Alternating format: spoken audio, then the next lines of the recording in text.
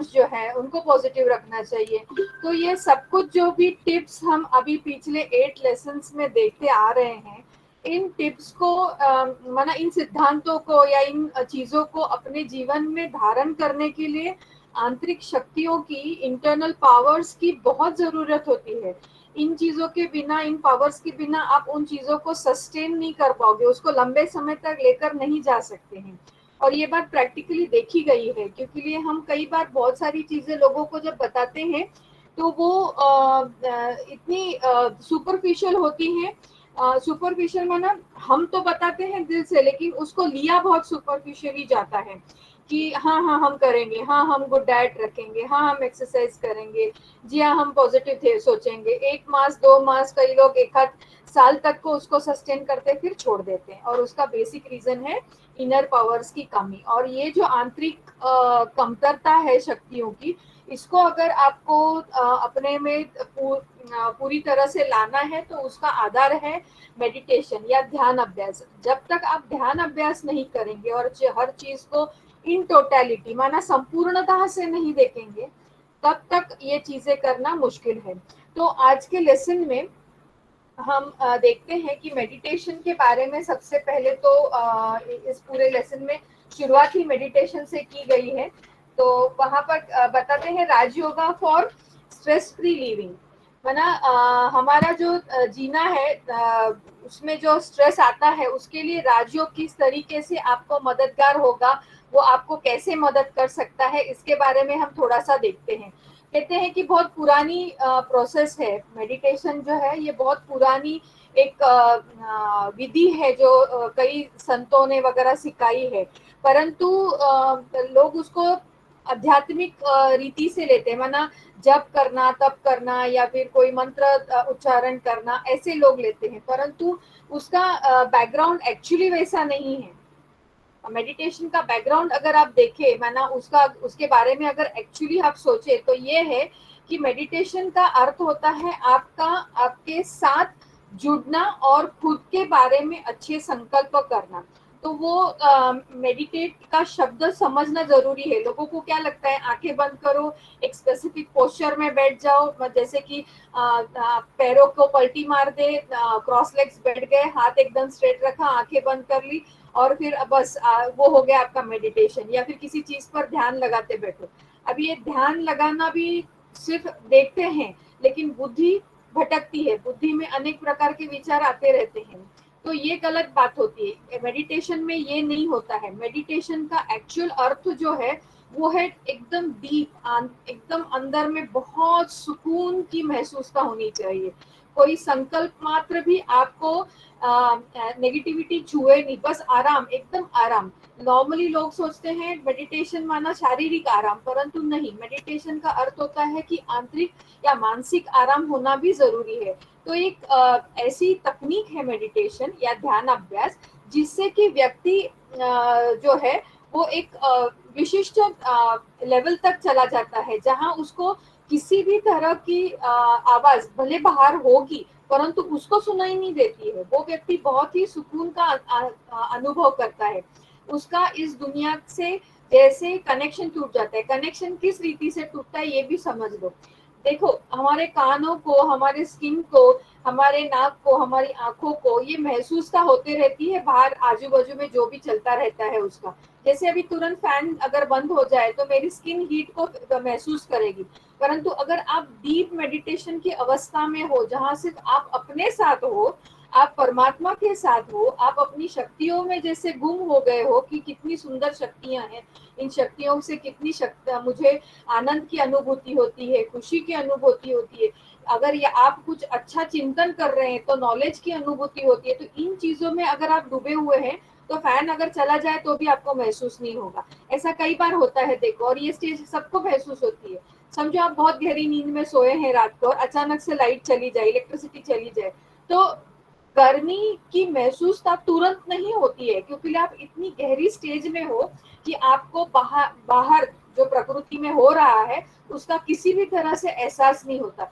तो जो अवस्था नींद के समय, बहुत गहरी नींद के समय होती है, वैसी ही अनुभूति जब व्यक्ति मेडिटेशन करता है तब उसको होनी चाहिए। तो ये बात मेडिटेशन की लोगों के बीच में आनी बहुत जरूरी है। और ये सिर्फ कौन सिखा सकता है, तो ये बातें जो है ये सिर्फ ब्रह्मा कुमारीज में जो सिखाई जाती है राजयोग मेडिटेशन की विधि, उसी उसी में से आपको अनुभव हो सकती है। क्योंकि ये हम देखते हैं ट्रांसेंडेंटल है, माइंडफुलनेस मेडिटेशन है, विपश्यना वाले का अलग अलग योग है, कोई ब्रीदिंग को लेते हैं जैसे आर्ट ऑफ लिविंग वालों का होता है, वो लोग बस ब्रीदिंग एक्सरसाइज या आपके जो श्वास है उस पर आपको अपने पूरे लक्ष्य को केंद्रित करने को कहते हैं।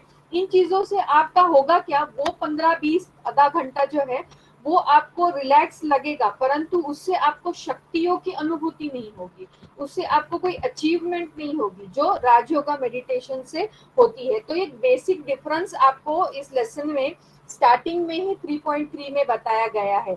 अब बताते हैं मेडिटेशन से क्या होता है, कैसे स्ट्रेस या तनाव रिड्यूस होता है। तो तनाव के जो बेसिक्स आपको नॉर्मली किसी भी व्यक्ति को अगर तनाव होता है तो उसके जो सिम्टम्स होते हैं वो सिम्टम्स आपको उसके एग्जैक्टली ऑपोजिट सिम्टम्स आपको मेडिटेशन में दिखेंगे। जैसे कि अगर कोई व्यक्ति तनाव में है तो वो बहुत ज्यादा श्वास लेगा, बहुत गहरी सांसें लेगा, उसकी जैसे दिल की धड़कन बहुत फास्ट हो जाएगी, उसको बहुत ज्यादा पसीना आ जाएगा। और उसके ही विपरीत क्या है मेडिटेशन, जैसे ही कोई व्यक्ति स्वचिंतन में या परमात्मा चिंतन में बैठता है तो उसकी श्वासों की जो गति है, जो स्पीड है वो कम हो जाती है। अगर वो बाहर से आया भी है और उसको पसीना आ भी रहा है तो चूंकि ब्रीदिंग कम है या रेस्पिरेशन कम है या ब्लड का फ्लो का जो प्रेशर है वो कम है तो पसीना आता नहीं है। तो वो व्यक्ति एकदम काम, एकदम शांत, एकदम शीतल होके, एकदम स्लो डाउन होके आराम से बैठा हुआ है। तो इसीलिए वो कहते हैं कि अगर स्ट्रेस है और थोड़ा सा मेडिटेशन आप करोगे तो स्ट्रेस के जितने भी आपको शरीर पर सिम्टम्स दिखाई देते हैं, लक्षण दिखाई देते हैं, जिससे कि आप कह सकते हैं कि फलाना व्यक्ति स्ट्रेस में है या तनाव में है, उसके बराबर विपरीत सिम्टम्स आपको मेडिटेशन में दिखेंगे या मेडिटेशन करने वाले व्यक्ति में दिखेंगे। तो इसलिए वो कहते हैं कि मेडिटेशन ही ऐसी एक प्रक्रिया है जो स्ट्रेस को, तनाव को या क्रोध को का प्रबंधन करने में या उसको कम करने में या उसको संपूर्णता नियंत्रण में लाने की एक बहुत ही बेहतरीन विधि है। तो मेडिटेशन के बारे में बहुत ज्यादा इस चैप्टर में है, तो क्योंकि ये चैप्टर ही पूरा ऐसा है कि क्रोध और तनाव को जीतने में ध्यान की या मेडिटेशन की भूमिका क्या है, उसका रोल क्या है। तो मेडिटेशन घर पे तो व्यक्ति कर सकता है, समझो बैठा है अपने घर पे है तो, और कुछ घर में अनबन हुई है या बाहर से आपके घर पे है तो वो आराम से किसी कोने में बैठ के या वहीं कहीं बाहर जाके बैठ सकता है, बालकनी में बैठ सकता है या नीचे जाके लॉन पे बैठ सकता है। वो कुछ ना कुछ तो पर्याय उसके लिए होते हैं। परंतु अगर आप कार्य क्षेत्र पर हैं, अपने वर्क प्लेस पर हैं, तो वहां आप बोलेंगे नहीं अभी मुझे बहुत ज्यादा तनाव हुआ है, बहुत ज्यादा स्ट्रेस हो गया है और पैरों को एक दूसरे पे पलटी मार के बैठ के मैं अभी ध्यान करता हूँ, मैं अभी योग करता हूँ, ऐसे बोलने से तो नहीं होगा ना, ऐसे तो अलाउ नहीं करते, ये कहीं होता नहीं है। लेकिन फिर क्या कर सकते हैं, देखो सबसे ज्यादा आपकी किताब में एक बात मेंशन हुई है कि सबसे ज्यादा स्ट्रेसफुल लोग हांगकांग में रहते हैं, है ना। हांगकांग के मेजोरिटी 100 में से 99% of the people in Hong Kong are stressed, सबसे ज्यादा उनको स्ट्रेस होता है। अभी उसका कारण जो है उसके बीच में हमको अभी जाना नहीं है क्योंकि ये लेसन उस पर आधारित है ही नहीं। तो उन्होंने लेकिन फिर भी उसमें बताया है कि इन लोगों को अगर मतलब ये ज्यादा देखा गया है उनके वॉर के बाद में लोगों में ये आया है, क्योंकि ये एक तरह से पास ऑन हुआ उनके पूरे क्या कहते हैं पूरे जनरेशन में वो पास ऑन हुआ है। परंतु उसके लिए क्या आसान तरीका है, वहां के लोगों ने बहुत कुछ अपनाया, लाइफस्टाइल चेंज किया उनके इस तरह की मानसिकता के लिए। अभी ये मानसिकता वो ये पुरानी बात है, लेकिन अभी मैं रिसेंटली अगर आपको बताऊं पिछले महीने का जो जर्नल, मेडिकल जर्नल आया है, उस जर्नल में ये बात बताई गई है कि पोस्ट कोविड, कोविड होने के बाद में ऑलमोस्ट आप अगर देखें तो कनाडा के तकरीबन 50 से भी अधिक अधिकतम लोगों में ये देखा गया, जिनको कोविड हुआ है या जिनके घर पे किसी को कोविड होके गया है, लोग रात रात भर दिन दिन में भी मतलब महीनों महीनों तक सो नहीं रहे हैं, they are not able to sleep. और जो लोग सो रहे हैं, किसी तरह से जो सो रहे हैं, मैं ये आउट ऑफ द चैप्टर आपको बात बता रही, जो किसी तरह से सो रहे हैं उनको, जो लोग मर चुके हैं वो लोग दिखाई देते हैं। This is something very weird, माना बहुत अजीब बात है ये।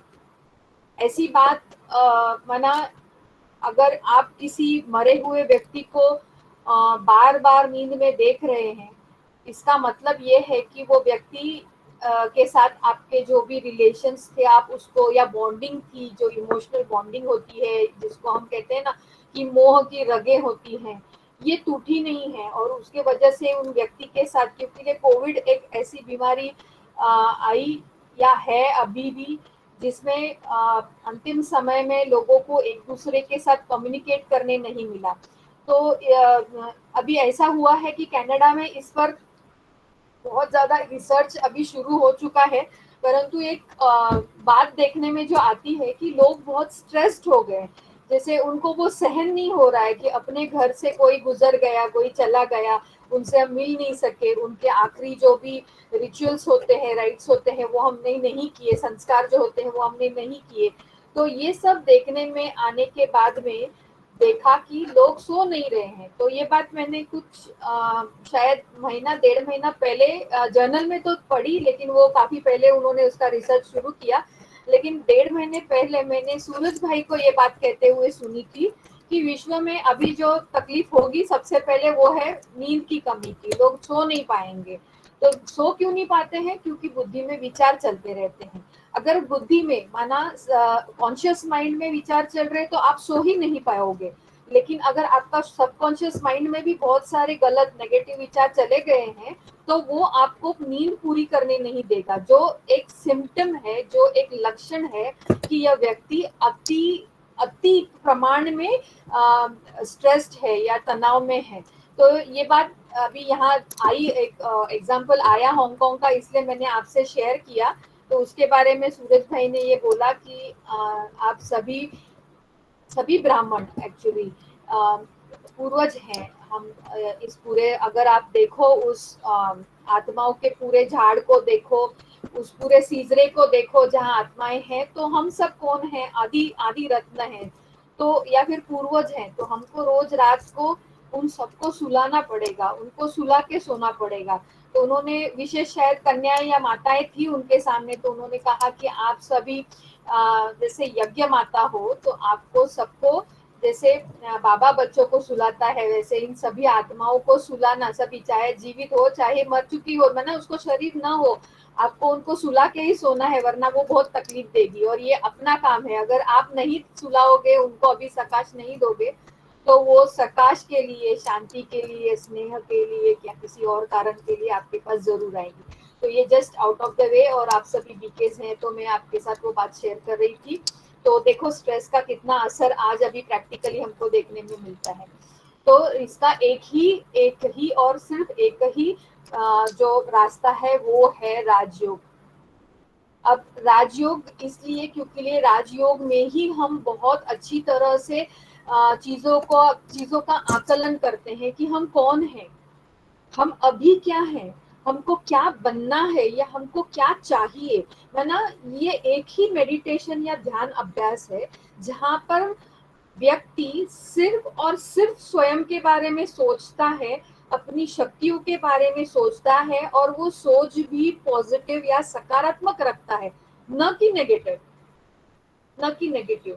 कई बार मेडिटेशन में जब लोग बैठते हैं तो उनको अगर हम बोले ना कि आप चिंतन करना शुरू कर दो, तो उनका चिंतन थोड़ा सा ऑफ ट्रैक चला जाता है। जैसे कि मेरे में ये गुण ही नहीं, मुझे यही तकलीफ होती है, मेरे में कोई क्वालिटी नहीं है, मैं ऐसा ही हूँ वैसा ही हूँ। तो वो लोग जैसे गलत सोचना शुरू कर देते हैं, और ये जो गलत सोचना है ये उनको तकलीफ देता है। जबकि राजयोग में वैसा नहीं होता। हम राजयोग मेडिटेशन में क्या करते हैं, हम व्यक्ति को अच्छी तरह से मन को एकाग्रित करने की कला सिखाते हैं कि आपको स्वयं पर मन को केंद्रित करना है। मन के विचारों पर थोड़ा सा नियंत्रण रखना है, जिससे कि आप सोच सके। मन, बुद्धि और संस्कार का सबसे पहला लेसन दिया जाता है। उसका रीजन ये है कि वो समझे वो कौन है, क्योंकि जब आप दैहिक माना आप बॉडी कॉन्शियसनेस में रह के अगर आप मेडिटेशन में बैठेंगे तो सारी की सारी चीजें जो बुद्धि में आएंगी वो देह से संबंधित आएंगी। जब आप आत्मिक स्थिति में बैठेंगे, स्वयं को आत्मा निश्चित करके, फाइनलाइज करके, yes I am a soul, when you start seeing towards yourself as a soul, in soul conscious state में अगर हम बैठे हैं, आत्मिक स्थिति में अगर बैठे हैं, तो हमको मन को एकाग्रित करना बहुत सहज हो जाता है। हमको बहुत सारे निर्णय लेना बहुत सहज हो जाता है। हमारी बुद्धि जो है वो हर चीज को बहुत अच्छी तरह से देख पाती है। हम उसको एनालाइज कर पाते हैं, माना उसका विश्लेषण अच्छी तरह से कर पाते हैं। तो ये राजयोग की विधि से हमको ये प्राप्ति होती है। दूसरी बात ये है कि राजयोग जो है, लोग कहते हैं बहुत बार ऐसा होता है ना, कोई बहुत ज्यादा बीमार है, मानसिक रीति से बीमार है या उसको शारीरिक बीमारी है, लेकिन उसका असर उसके मन पे पड़ा है, बहुत डिप्रेशन में चले गया है, तो ऐसे लोगों को फिर भेजते हैं सेंटर पे, जाइए आप ब्रह्मा कुमारी के पास, उनसे मेडिटेशन सीखिए। देखो, राजयोग कोई इलाज नहीं है, please don't take it as an treatment, वो कोई ट्रीटमेंट नहीं है। परंतु अगर आप उस व्यक्ति में है ना कि बाबा हाँ इससे आप ठीक ही हो जाओगे, इसकी हम इसलिए गारंटी नहीं देते हैं। क्यों मैं बोल रही हूँ, क्योंकि करना सामने वाले व्यक्ति को है। मैं तो फुल, या आप भी अगर कहीं सेंटर पे है, काउंसलिंग कर रहे हैं, कोर्स करा रहे हैं, तो बहुत अच्छी रीति से हम परमात्मा का ज्ञान उनको सुनाते हैं। परंतु लेने वाला उस रीति से लेके उसको अच्छी तरह से अगर इस्तेमाल करे तो वो ट्रीटमेंट है, अगर नहीं कर पाता है तो वो ट्रीटमेंट नहीं है। इसलिए थोड़ा सा लोगों में ये बात भी हमको जागृति लानी चाहिए कि ये जो ध्यान है, ध्यान की विधि जो है या मेडिटेशन जो है, वो किसी बीमारी का इलाज नहीं है, कोई परमानेंट इलाज नहीं है। तो ये बात ध्यान में रखनी है। लेकिन अगर हम किसी व्यक्ति में सकारात्मक, कोई बीमार है, समझो कैंसर हुआ है, कोविड के लोगों से तो हम मिल नहीं पाते हैं, लेकिन फिर भी जो लोग जा पाते हैं, अगर कोई है फ्रंट लाइनर, कोई अगर हेल्थ वर्कर है जो जा सकता है अंदर, तो आप कोशिश कर सकते हैं। और अगर नहीं भी तो मैं जो विधि समझती हूँ, जिसको हम मनसा सेवा कहते हैं, तो उससे हम उन व्यक्तियों को जो बीमार हैं, हॉस्पिटल में हैं, उनको हम सकारात्मक भावनाएं दे सकते हैं, जिसको सकाश कहा जाता है। अब ये सकाश की विधि कईयों को थोड़ा कठिन लगती है, या वो किसी किसी को ऐसा लगता है कि it is not actually working. आप में से किसी को रेखी पता है?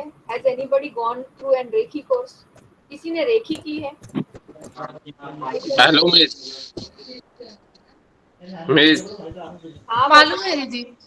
मिस देखी देखी है कि मतलब वो ना सूरज भाई ने बताई, मैं प्रैक्टिस किया हूँ, लेकिन उसके तरह देखी है, अलग कोई भी नहीं है, सिर्फ वो तरह देखी नाम है और इसमें राजयोग से नाम है बस। ओके। और कोई शिशिर भाई के अलावा? प्रिया हाँ बहन? दीदी, हाँ पता है, मेरी माँ ने सीखी है। अच्छा, आपने कभी की है रेखी? मतलब मुझे ज्यादा कॉन्सेप्ट पता नहीं है, लेकिन मैंने ये ट्राई किया है। Okay, good, very good. Dattatreya भाई? ओके, और कोई है? एनीबॉडी? नहीं? नहीं मैडम, मुझे नहीं मालूम। अच्छा, नहीं, आपका माइक ऑन था इसलिए पूछा। कोई बात नहीं, कोई बात नहीं, नहीं पता तो कोई बात नहीं। और कोई है भाई बहनों में से? और कोई? ओके, ठीक है, कोई बात नहीं, पता नहीं है तो कोई बहुत बड़ी बात नहीं है उसमें। रेखी वो विधि होती है जहां पर आपको उस व्यक्ति को विजुअलाइज करना, माना जो वे रेखी करते हैं बाहर के लोग, वहां पर प्रैक्टिकली उस व्यक्ति के पास भी किया जाता है, या फिर उस व्यक्ति के फोटो को भी अगर देख के कर सके तो करते हैं। ऐसी भी रेखी की विधि होती है। तो अगर आपको नहीं जा सकते हैं, आप हॉस्पिटल में उन लोगों को नहीं मिल सकते हैं, तो आप उस व्यक्ति को इमेजिन कीजिए, इमेजिन कीजिए। और मैं रेखी के लिए ये भी बताती हूँ, सकाश देने की ताकत हम लोगों में नहीं है, so don't take that burden on yourself. कभी भी आपको अगर किसी जो व्यक्ति बहुत निराश है, बहुत दुखी है, बीमार है, तो आप क्या करना कि ये इमेजिन करना, विजुअलाइज करना, ये संकल्प करना, ये अपने सामने वो चित्रीकरण करना कि आपके साथ ब्रह्मा बाबा है, और ब्रह्मा बाबा और आप उस व्यक्ति के आसपास जा रहे हैं, समझो अगर वो व्यक्ति बेड पर ही है तो उसको बेड के पास ही जाके आप ऐसे इमेजिन या चित्रीकरण करो या विजुअलाइज करो कि बाबा के भ्रुकुटी से, ब्रह्मा बाबा की भ्रुकुटी से शिव बाबा उस व्यक्ति को, माना परमात्मा उस व्यक्ति को, उस आत्मा को परमात्मा शक्तियों का दान कर रहा है। ये क्योंकि लिए हम इसलिए नहीं, मैं इसलिए बोल रही हूँ क्योंकि लिए हम में उतनी ताकत होनी चाहिए। और उसका दूसरी बात भी ये ध्यान में रखो कि रेखी में सेल्फ प्रोटेक्शन बहुत जरूरी होता है। एक अपना सेल्फ प्रोटेक्शन कवरेज होता है, हम कवर करके रखते हैं खुद को और फिर करते हैं, क्योंकि कई बार ऐसा होता है, आपको भी पता है कि नेगेटिव तुरंत पॉजिटिव के पास फ्लो करेगा। तो अगर उस व्यक्ति के पास बहुत ज्यादा नेगेटिव अगर एनर्जी होगी तो हो सकता है उसका असर हम पे हो। इसलिए हम लोग इसको स्पेशली रेखी में मना करते हैं कि अगर आप कर रहे हैं तो उसको बीच में बैरियर परमात्मा को रखो, बाप दादा को रखो और उस व्यक्ति को सकाश दो। तो उसके लिए जो अच्छा है वो हमसे ज्यादा भगवान जानता है। हम कई बार सोचते हैं वो दुखी है, उसके पास पैसा नहीं इसलिए दुखी है। हम सोचते हैं वो दुखी है क्योंकि उसके घर से कोई गुजर गया इसलिए वो दुखी है, लेकिन उसके दुख का एक्चुअल कारण सिर्फ भगवान को पता है। तो उसको अगर सच में आपको कोई सकाश देनी है तो आप उसके लिए सकारात्मक पॉजिटिव थॉट रखो कि उसका हमेशा अच्छा हो।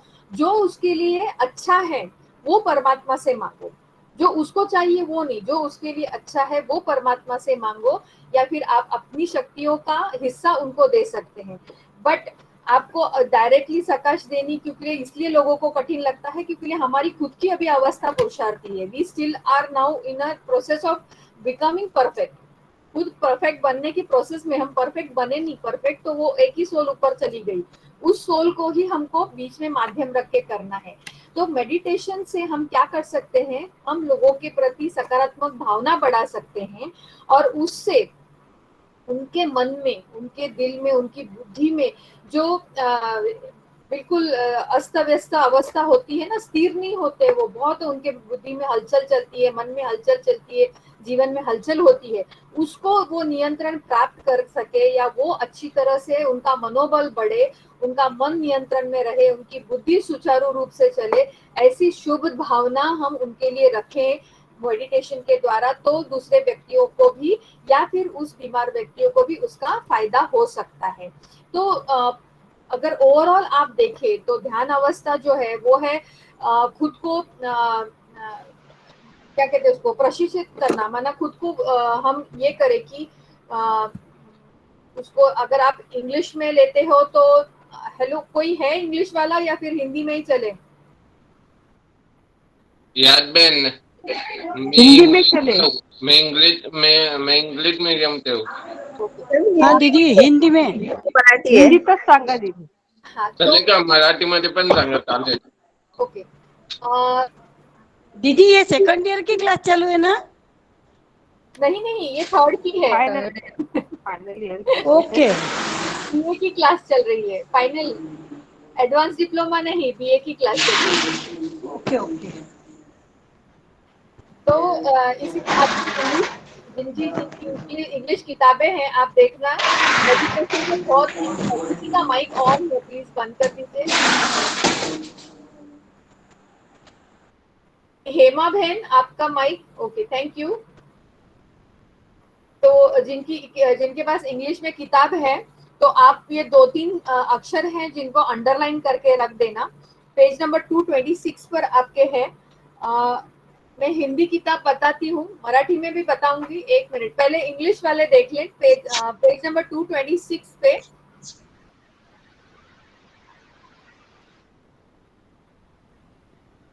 नीचे से 5th लाइन वहां पर है, meditation is totally self administered, self monitored and self-geared technique of transforming the mind towards positive health.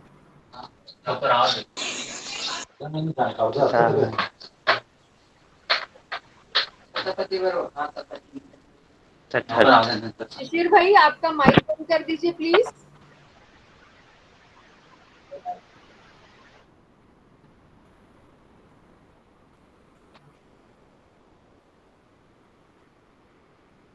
You. और जो हिंदी में, हेलो भाई बहने सुन रहे हैं? हाँ दीदी आपकी आवाज बहुत कम आ रही है, आवाज नहीं आ रही आपकी। आवाज अभी आ रही है?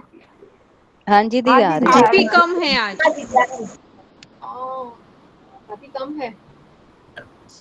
अभी इससे ज्यादा तो चिल्लाऊंगी, हो गया फिर। ठीक नहीं है, दी कोशिश करती आवाज आ हूँ। रही है। आ रही है दीदी, ओके। बराबर आ रही है। इंग्लिश की जो किताब है उसमें ये 3 लाइंस, 3 वर्ड्स को आप अंडरलाइन कीजिए, पेज नंबर 226 पे है। Meditation is not a cure in itself but it has the patience to gain a positive feeling of being in control again. तो उसके बाद वाली जो लाइन है, it is a totally self administered, self monitored and self geared technique of transforming the mind towards positive health. Hindi की किताब में page number 198,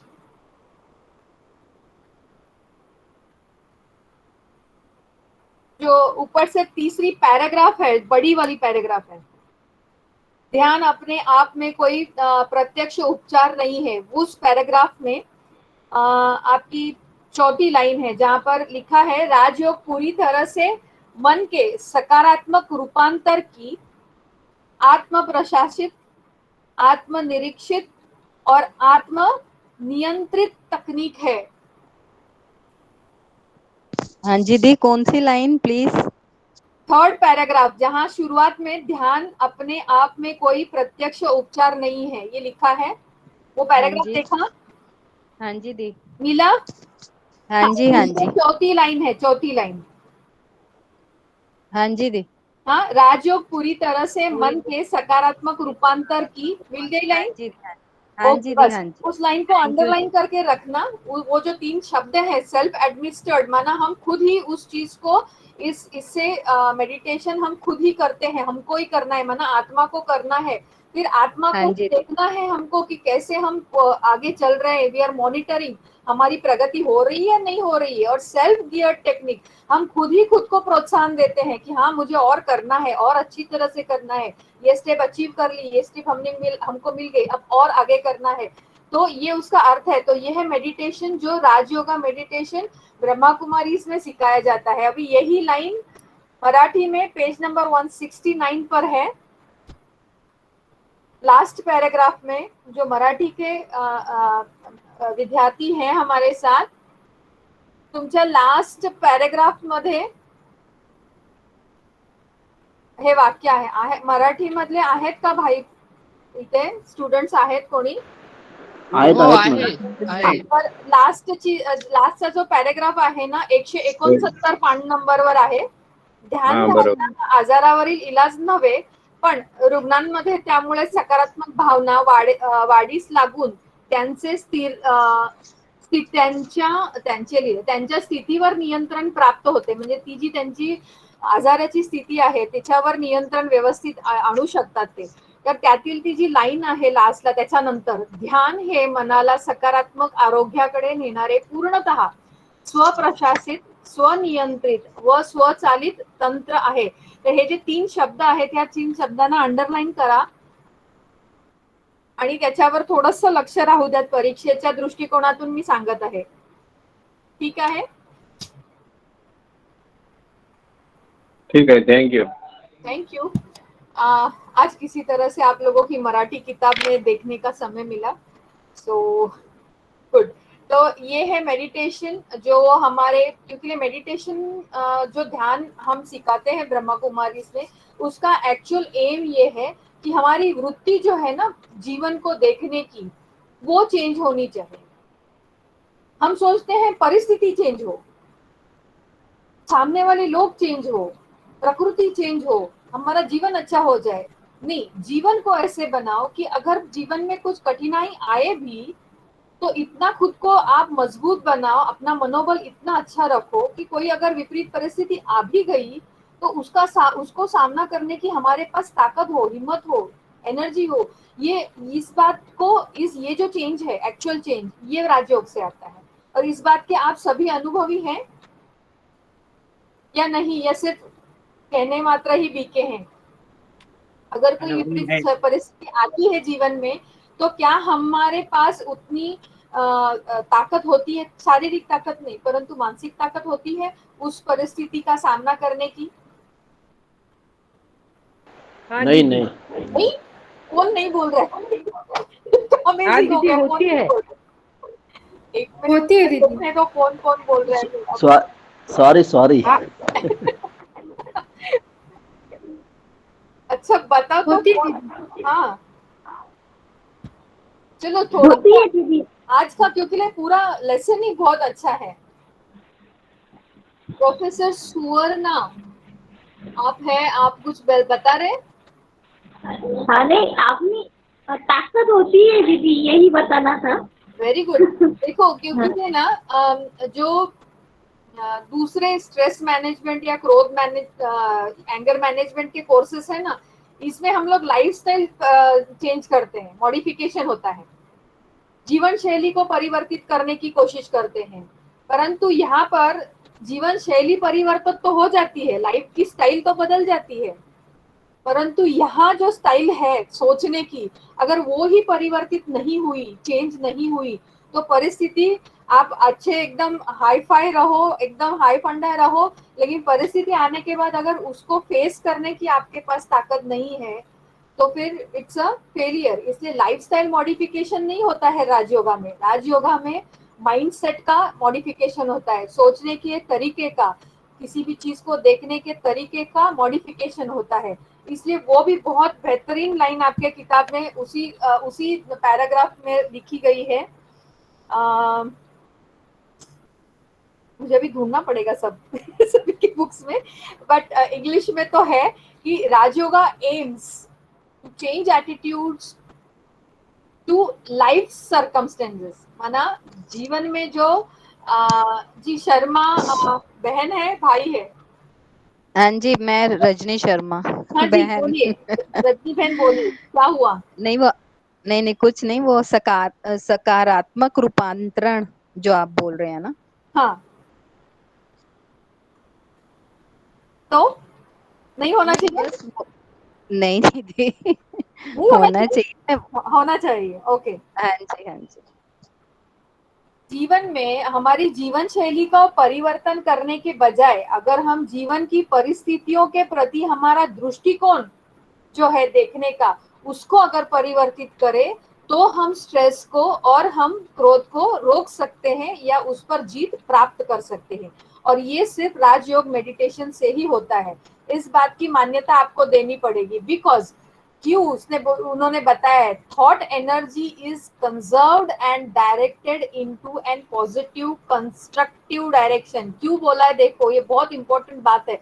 आपको कभी किसी से डिस्कस करना है ना कि भाई दुनिया में इतने सारे प्रचलित प्रोग्राम्स है और आप ही क्यों कहते हैं कि राजयोग सीखो, तो यहाँ उसका उत्तर बहुत अच्छी तरीके से उन्होंने दिया है। क्योंकि यहाँ पर थॉट एनर्जी माना विचारों की जो ताकत शक्ति होती है उसको हम कंजर्व करते हैं, माना उसको हम क्या कहते हैं, संरक्षित करके रखते हैं, एकदम सेफ रखते हैं अपने पास, और उसको स्टोर करके जमा करके उसको डायरेक्ट करते हैं, माना उसको दिशा देते हैं। कौन सी दिशा देते हैं? And directed in a positive, माना सकारात्मक दिशा में, और कंस्ट्रक्टिव माना कुछ अच्छा निर्माण करने में उस विचारों की एनर्जी को हम इस्तेमाल करते हैं। और इसीलिए ये बहुत अच्छा तरीका है स्ट्रेस को और क्रोध को कंट्रोल करने में, नियंत्रण में लाने में, या फिर पूरी तरह से जीत प्राप्त करने में। ये बात ध्यान में आई, समझ में आई आपके? हाँ दीदी। विचारों की जो ऊर्जा है, हमारे जो विचार चलते हैं ना, नॉर्मली आप देखो कितने सारे विचार चलेंगे। अभी भी आप सुन रहे हैं, फिर बोलेंगे बाबा अभी तक तो ये 9.3 पर ही है, आगे का कब होगा? नहीं तो फिर आजू बाजू में कुछ चल रहा होगा, वहां बुद्धि चलेगी, या फिर असाइनमेंट पर बुद्धि चली जाएगी। कुछ ना कुछ तो चलता रहता है। लेकिन जब आप योग करने बैठते हैं तो क्या हो जाता है, योग करने बैठते समय सारे विचार एक साथ स्टॉप हो जाते हैं और विचार सिर्फ चलता है आत्मा का और परमात्मा का, और उन दोनों के बीच संभाषण चलता है, उन दोनों के बीच कम्युनिकेशन चलता है। तो बाकी की सारी एनर्जी जो है वो क्या होती है, सेव हो जाती है, हमारे पास जमा हो जाती है। और ये जमा एनर्जी हम कहाँ इस्तेमाल करते हैं, किसी ना किसी सकारात्मक चीज के निर्माण में, माना अच्छे विचारों के निर्माण में या अच्छा कुछ कार्य करने में इसको इस्तेमाल करते हैं। इसलिए ये अच्छी तरह से कार्यरत होता है। इस बात को थोड़ा सा आपको आपकी किताब में लिख के रखना, किसी के साथ जब डिस्कस करते हैं तो बहुत बेहतरीन पॉइंट है किसी को भी समझाने के लिए। तो राजयोग हमको सिखाता है एक्सेप्ट करना, स्वीकार करना, समझना और परिस्थितियों का सामना करना, और फिर उन चीज का जो चीजें हमारे कंट्रोल में नहीं है उनको लेट गो करना, ये राजयोग की विधि से हम सीखते हैं। और ये बात हमको बहुत अच्छी तरह से समझनी भी चाहिए और लोगों को समझानी भी चाहिए। तो सिर्फ वो किताबी बातें जो इससे पहले हमने पढ़ी, सिर्फ उनका इस्तेमाल करने से नहीं कंट्रोल कर पाएंगे या नहीं प्रबंधन कर पाएंगे, लेकिन उसके साथ साथ राजयोग का भी होना बहुत बहुत जरूरी है। दूसरी बात, लोगों को लगता है कि ये माना लोगों को हमको ये बतानी है कि ये बहुत ही आसान सा तरीका है जो ब्रह्मा कुमारी के किसी भी सेंटर पे आपको सिखाया जाता है।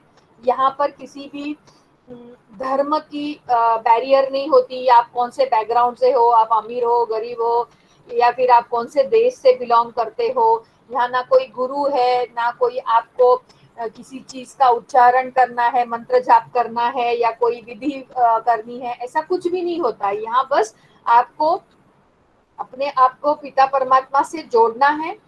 पहले तो स्वयं के बारे में अच्छा सा संकल्प, अच्छे पॉजिटिव विचार करने हैं, और परमात्मा को स्वयं को परमात्मा से जोड़ के परमात्मा से आपको बहुत सारी शक्तियां प्राप्त करनी है। ये विधि है और ये लोगों को आपको एक्चुअली बतानी होगी। जब आप ये लेसन पढ़ते हैं तो उसके पीछे या इन लेसन्स को आपके सिलेबस में डालने के पीछे का इंटेंशन यही होता है कि आप लोगों को संस्था के बारे में जो बातें हैं वो साइंटिफिकली बता सको और उनको परमात्मा से जोड़ सको। ये उसके पीछे का बेसिक रीजन है। फिर कहते हैं कि स्ट्रेस मतलब क्या, ये आपके पेज 227 पे है इंग्लिश किताब में। स्ट्रेस मतलब क्या, हिंदी ढूंढना पड़ता है। आप लोग कोई मदद नहीं कर सकते मुझे?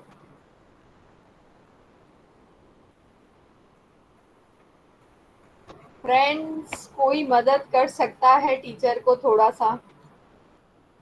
क्या हुआ दीदी? क्या हुआ?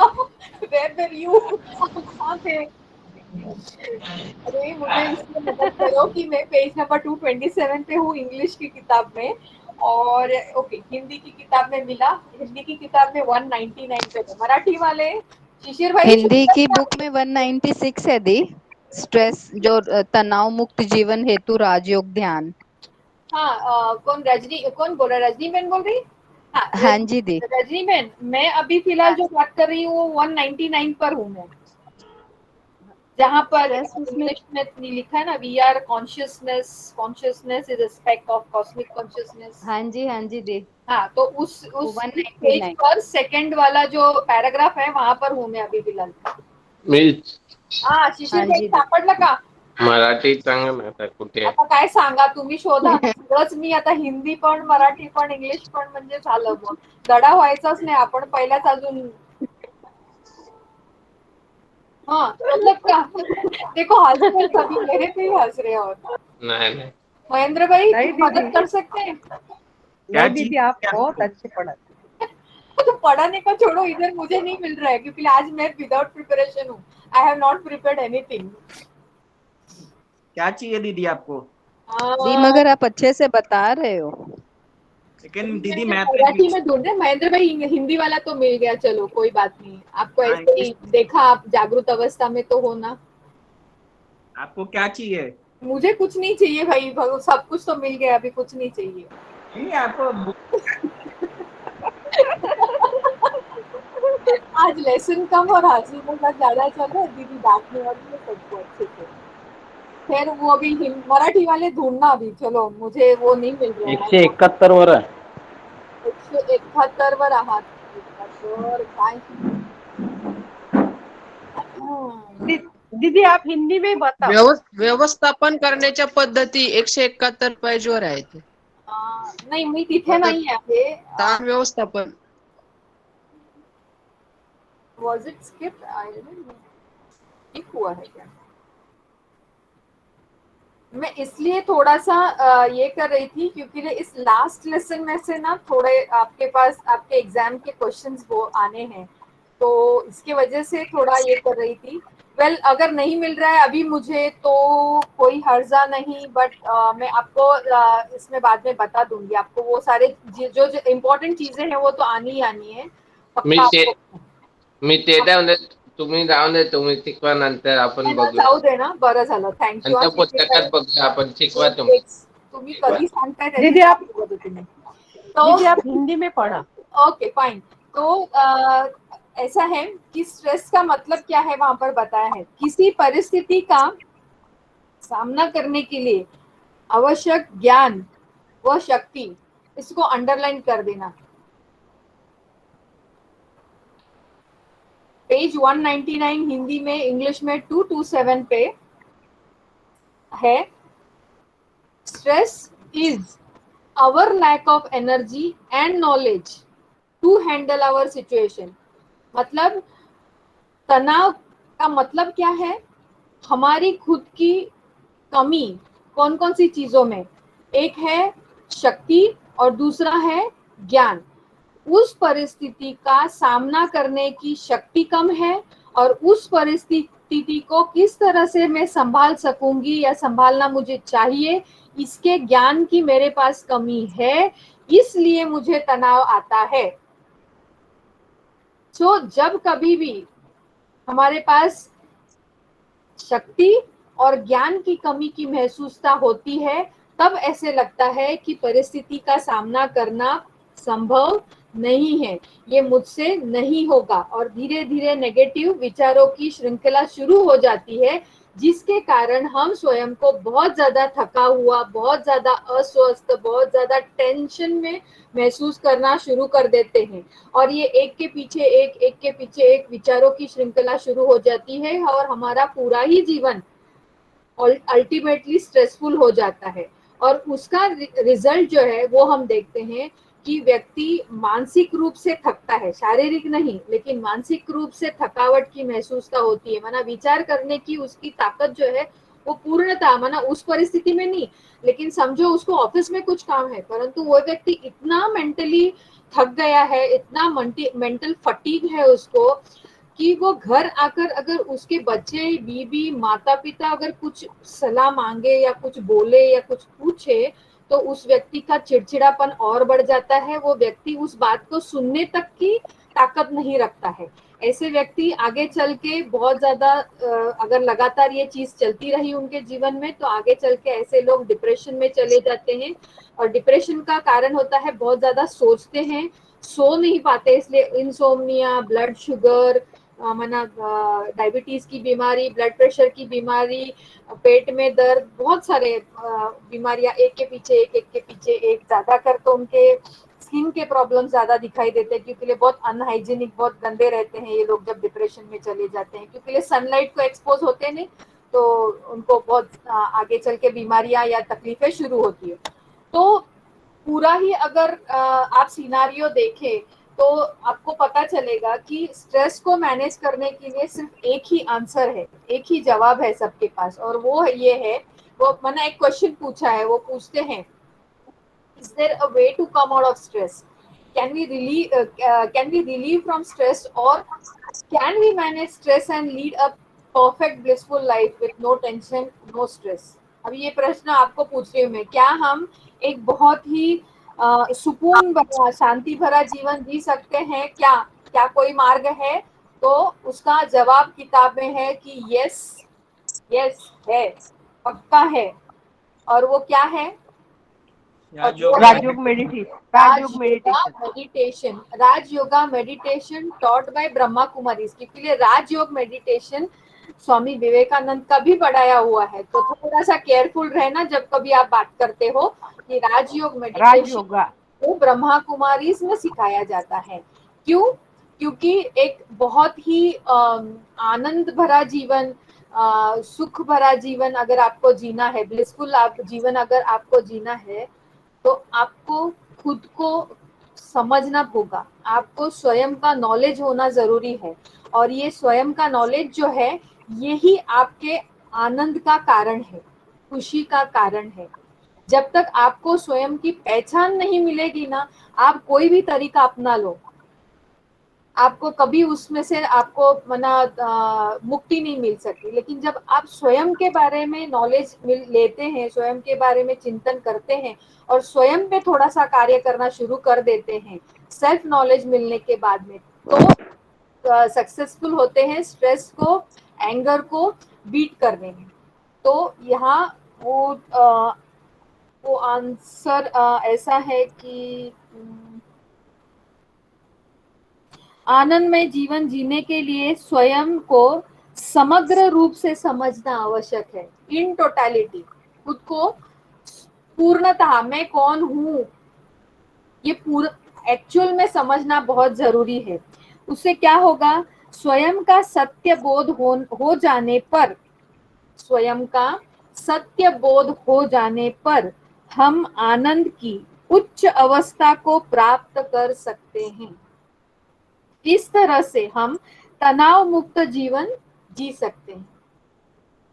Is the concept clear? हाँ मैडम। महेंद्र भाई हाँ बोल रहे हैं, रजनी बहन, प्रिया बहन, प्रकाश भाई, नारायण भाई, जागो।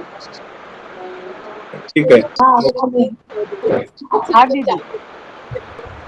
मॅडम मराठीला 170 पानावर आहे शेवटचा पॅरेग्राफ.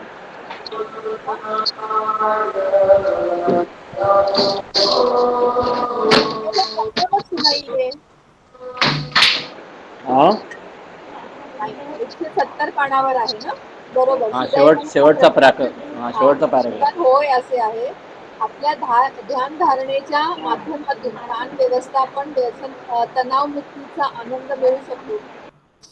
ताण मुक्तीचा, अरे बापरे, मराठी वाचेपर्यंत मी तर नापासच होऊन जाईन.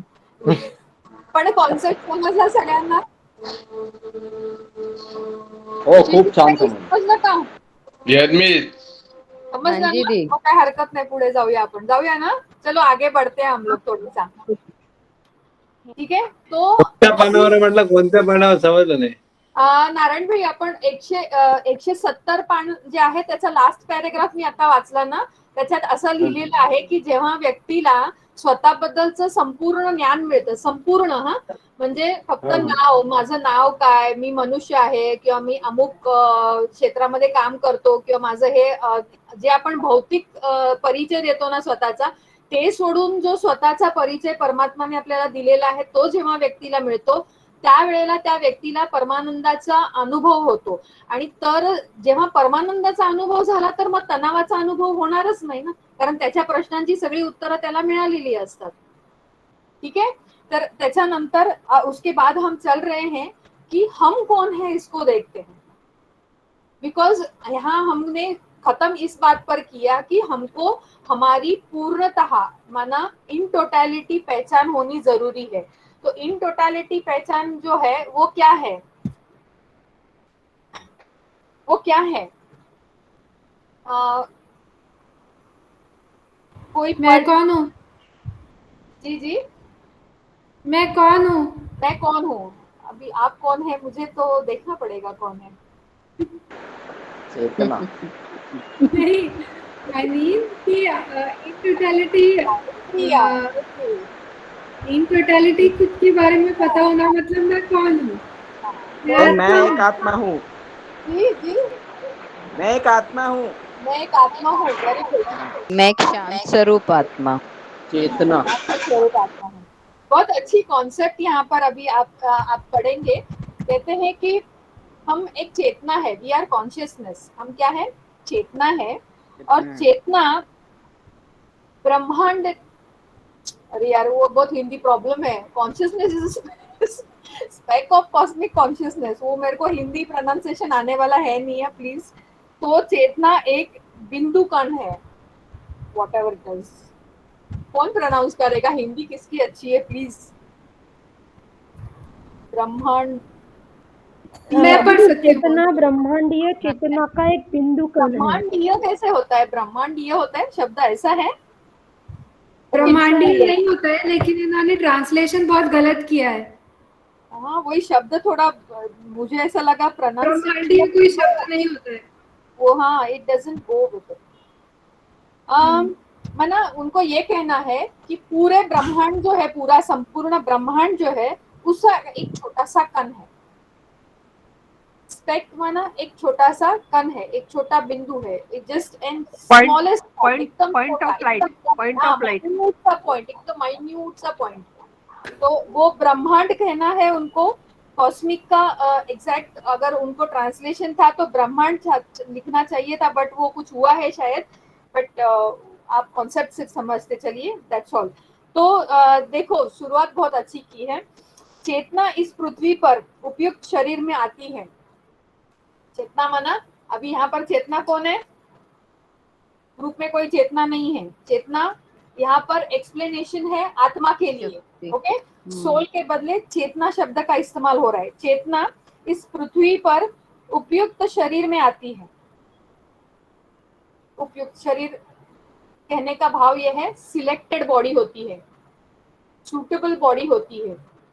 माना उस आत्मा के जो किए हुए पिछले कर्म है, उन कर्म बंधनों के अनुसार और उन कर्म बंधनों को पूर्ण करने के लिए वो व्यक्ति, वो आत्मा, वो चेतना अपना शरीर चूज करती है और वो बाय चॉइस आती है उस शरीर में। पेरेंट्स को चॉइस नहीं होता है, but the soul has a choice to come, और वो बाय चॉइस वहां पर आती है। तो बहुत अच्छा शब्द, consciousness comes to this earth plane with suitable body and it selects the environment and parents। ध्यान में रखो, कहाँ उसको जन्म लेना है ये वो खुद डिसाइड करती है। and situations to suit its purpose of life। अपने जीवन के उद्देश्य का के अनुकूल, माना जो जिसके साथ समझो उसको किसी के साथ हिसाब किताब है, तो वो सारे सोल्स उस फैमिली में होते हैं जिनके साथ उसको पूरा करना होता है। वो बराबर वहीं पे जाके अपना जन्म लेगी। फिर भाई का, बहन का, वो भी डिसाइडेड है कर्मों के अनुसार। It depends upon the karmas that you have done earlier, the actions that you have done earlier. अपने जीवन के उद्देश्य के अनुकूल वो चेतना या आत्मा शरीर, माता पिता, परिवेश आदि का चयन करती है। चेतना माना आत्मा अपने संस्कारों के अनुरूप अपने शरीर का निर्माण करती है। जो संस्कार वो पहले लेके आई है, जो कर्म उसने किए हैं, उसके अनुसार उसके शरीर की रचना भी होती है। अभी ये जब हम गर्भ संस्कार में बताते हैं तो बहुत फैंटास्टिक, कभी अगर समय मिले ऐसे ही तो मैं आपको बताऊंगी ये क्या होता है। अगर बहुत बुरे कर्म किए हैं पिछले जन्मों में, तो इस जन्म में वो आत्मा जो शरीर लेती है वो डिसेबल्ड होती है। हमने देखा है बॉडीज जॉइंट होती है, किसी को यहाँ से ऊपर वाला ही नहीं होता है ना। फोटोग्राफ्स बहुत डिस्टर्बिंग होती है, लेकिन हम एक्चुअली देखते हैं और इसको हम रेक्टिफाई करते हैं डिवाइन गर्भ संस्कार के द्वारा। तो वो कभी फिर बात करेंगे, लेकिन ये एक्चुअल है, it is a fact, it is a science. तो चेतना अपने संस्कारों के अनुरूप अपने शरीर का निर्माण करती है। इस आज के दिन, सॉरी मैं सब पढ़ के सुना रही हूँ आपको, आज के दिन माफ कर देना प्लीज। और माँ के गर्भ से बाहर आती है। ये माँ के गर्भ से बाहर आती है, ये छोटा प्रोसेस नहीं, ये बहुत बड़ा प्रोसेस है। माँ के गर्भ में जितने भी दिन वो निकालेगी 5 महीने के बाद में, 9 months and 7 days, ये हमारा मेडिकल कैलकुलेशन होता है। तो उस दौरान 5, 6, 7, 8, 9 ऑलमोस्ट 5 months, 150 days, 160 days समझो। उतने दिन उस गर्भ में किस तरह का वातावरण होगा, कैसे सुख का होगा, दुख का होगा, that you will have to, जो माताएं होंगी अगर ग्रुप में तो वो समझ सकती हैं, परंतु मेडिकली में बताती हूँ बहुत डिफिकल्ट होता है। जिन बच्चों को बर्थ बाय सिजेरियन मिलता है वो बहुत आराम से बाहर निकलते हैं। इसलिए comes out of the mother's womb या माँ के गर्भ से बाहर आने की जो प्रक्रिया है, अगर वो नेचुरली नॉर्मल होती है तो वो बहुत दर्दनाक होती है, बहुत दर्दनाक होती है। तो क्यों होती है वो नहीं, मैं क्योंकि अभी यहाँ नहीं बता सकती ना, तो आप मेडिकल स्टूडेंट हो और मेरे साथ मेरी बहनें भी हैं जिनको नहीं अच्छा लगेगा मेरा ये डिस्कस करना, बट मुझे सिर्फ इतना ही आपको कहना है कि सच में अगर नॉर्मल डिलीवरी जिसको हम कहते हैं वो प्रोसेस है, इट इज वेरी डिफिकल्ट, बहुत दर्द होता है। जहाँ माँ को होता है वहाँ बच्चा भी बहुत दर्द से निकलता है। वो फर्स्ट तो यहीं से निकलता है ना, तो ये अटकता है और वहीं पे वो पहले परमात्मा को याद करता है, यहाँ से निकल, मैं वापस कभी कोई पाप नहीं करूंगा करके, और बाहर आके फिर वही चालू कर देते हैं हम लोग। तो कहना ये था कि चेतना अपने संस्कारों के अनुरूप अपने शरीर का निर्माण करती है और माँ के गर्भ से बाहर आती है, शरीर के साथ मिलकर मीन्स अभी यहाँ सोल एंड बॉडी आ गई। तो ये प्रोसेस अब इमेजिन किया आप सभी ने, जो पढ़ा वो चित्रीकरण हुआ, विजुअलाइजेशन हो गया दीदी। हाँ। अभी देखिए, शरीर के साथ मिलकर चेतना अपने परिवेश, भाषा, व्यवहार आदि को सीखती है। शरीर के साथ मिलकर माना once it gets into the body में बाहर आने के बाद में वो कॉन्शियसनेस जो है, जो चेतना है या सोल जो है, वो वहाँ के सिचुएशन से अकस्टम होगी। हाँ, ये आपकी दादी है, ये आपकी नानी है, ये आपके पापा है, ये मामी है, ये चाची है। फिर लैंग्वेज होता है, कोई बंगाली बोलेगा, कोई गुजराती बोलेगा, कोई मराठी बोलेगा, तो इट विल स्टार्ट लर्निंग। वो ये उस घर के, उस परिवार के संस्कार सीखना शुरू कर देती है।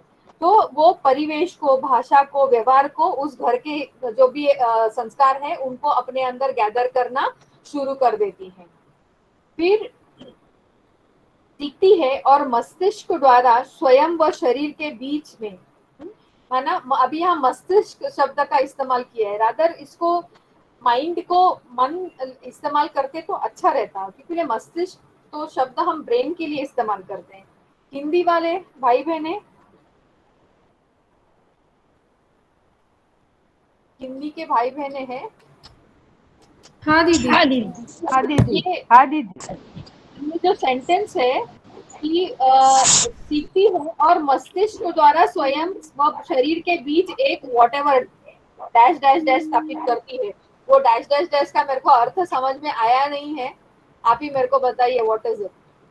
एक्चुअली इट इज अंडरस्टैंडिंग है, वो एक क्या कहेंगे, अंडरस्टैंडिंग को समन्वय कहेंगे, माना वो समझती है, उस लैंग्वेज को समझती है, उनके संस्कारों को समझती है, उनके व्यवहार को समझती है, क्योंकि एक पर्टिकुलर फैमिलीज की अपनी अपने कुछ संस्कार होते हैं ना, कोई बहुत दरियादिल होते हैं, खुला हाथ होता है देने के लिए, लेकिन कई के बहुत कंजर्वेटिव होते हैं, देते नहीं है, वाला नहीं तो कहते हैं ना कई लोग, जैसे मारवाड़ीज, ये बना आई एम जस्ट किसी को प्लीज डोंट टेक इट, लेकिन कहते हैं मारवाड़ी है। मारवाड़ी क्यों है? क्योंकि they are very wise enough, माना कहाँ पैसा इस्तेमाल करना है सोच समझ कर इस्तेमाल करेंगे, so it is just taken otherwise.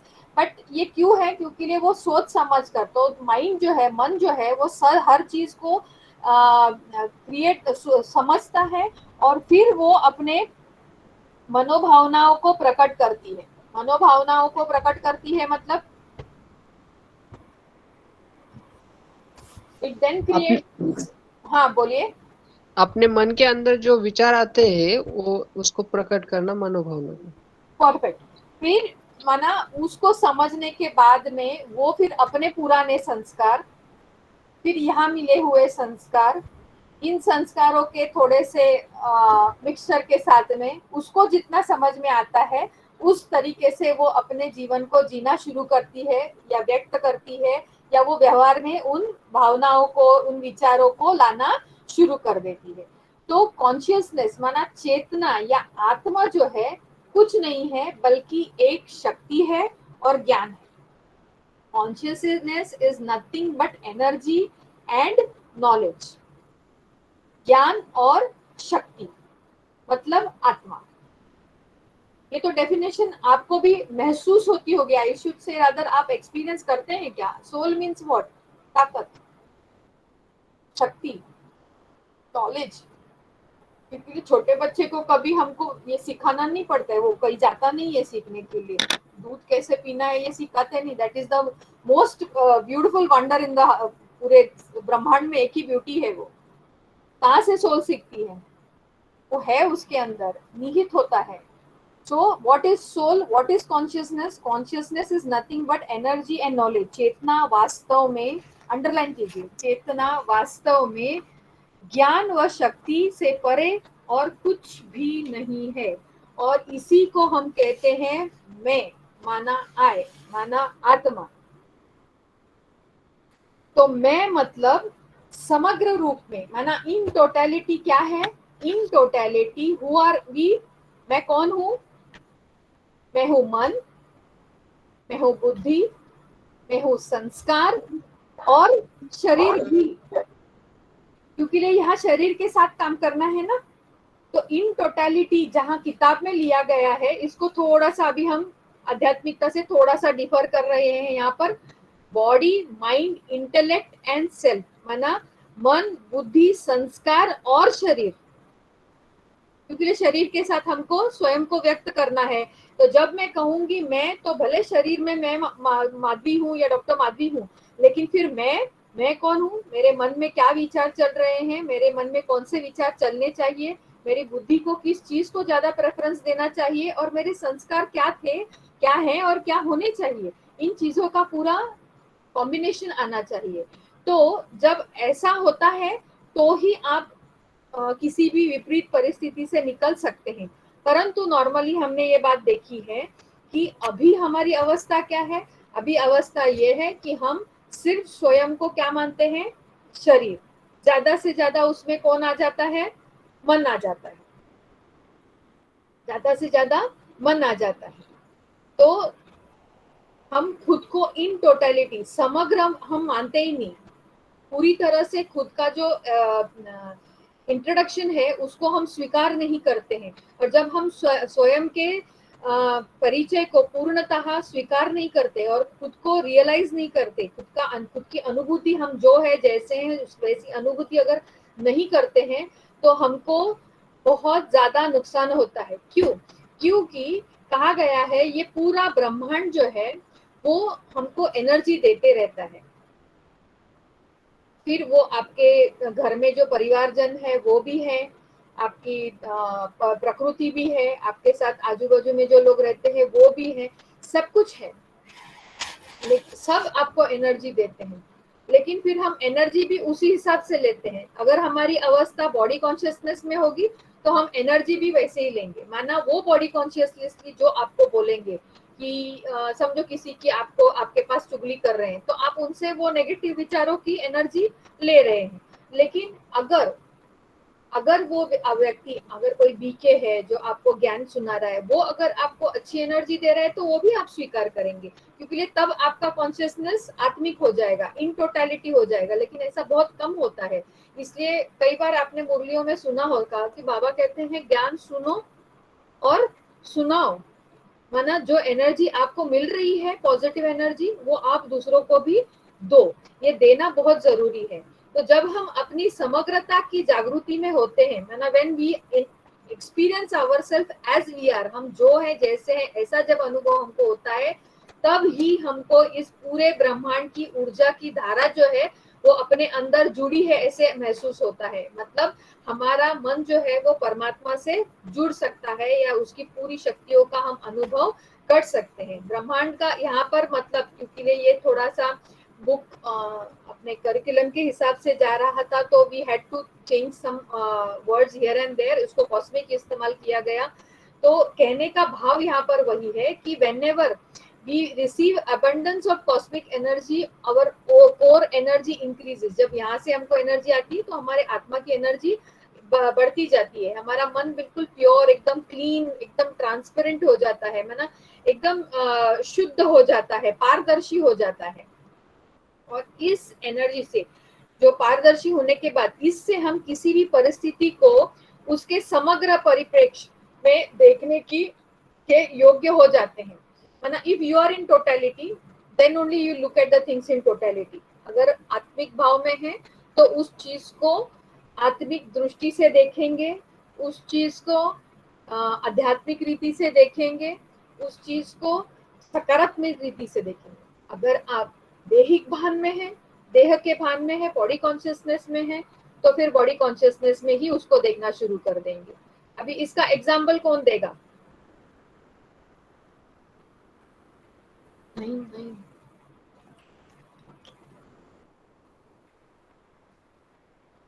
कोई नहीं, कॉन्सेप्ट नहीं समझ में आया।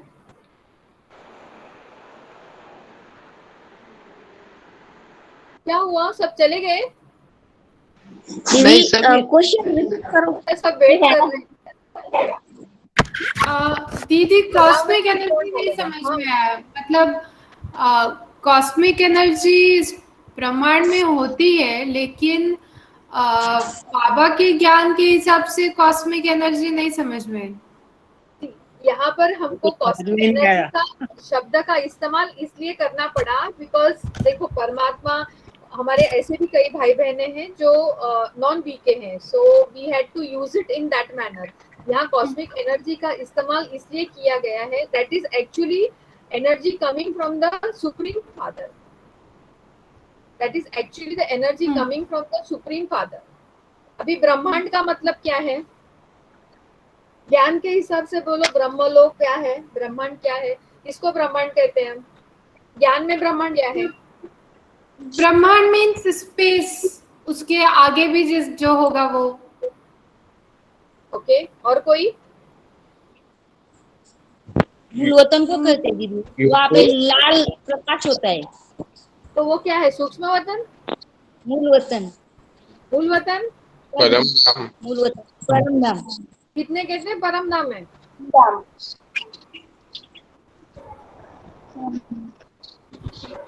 जी, परम धाम है, सूक्ष्म वतन है? परम धाम। परम धाम।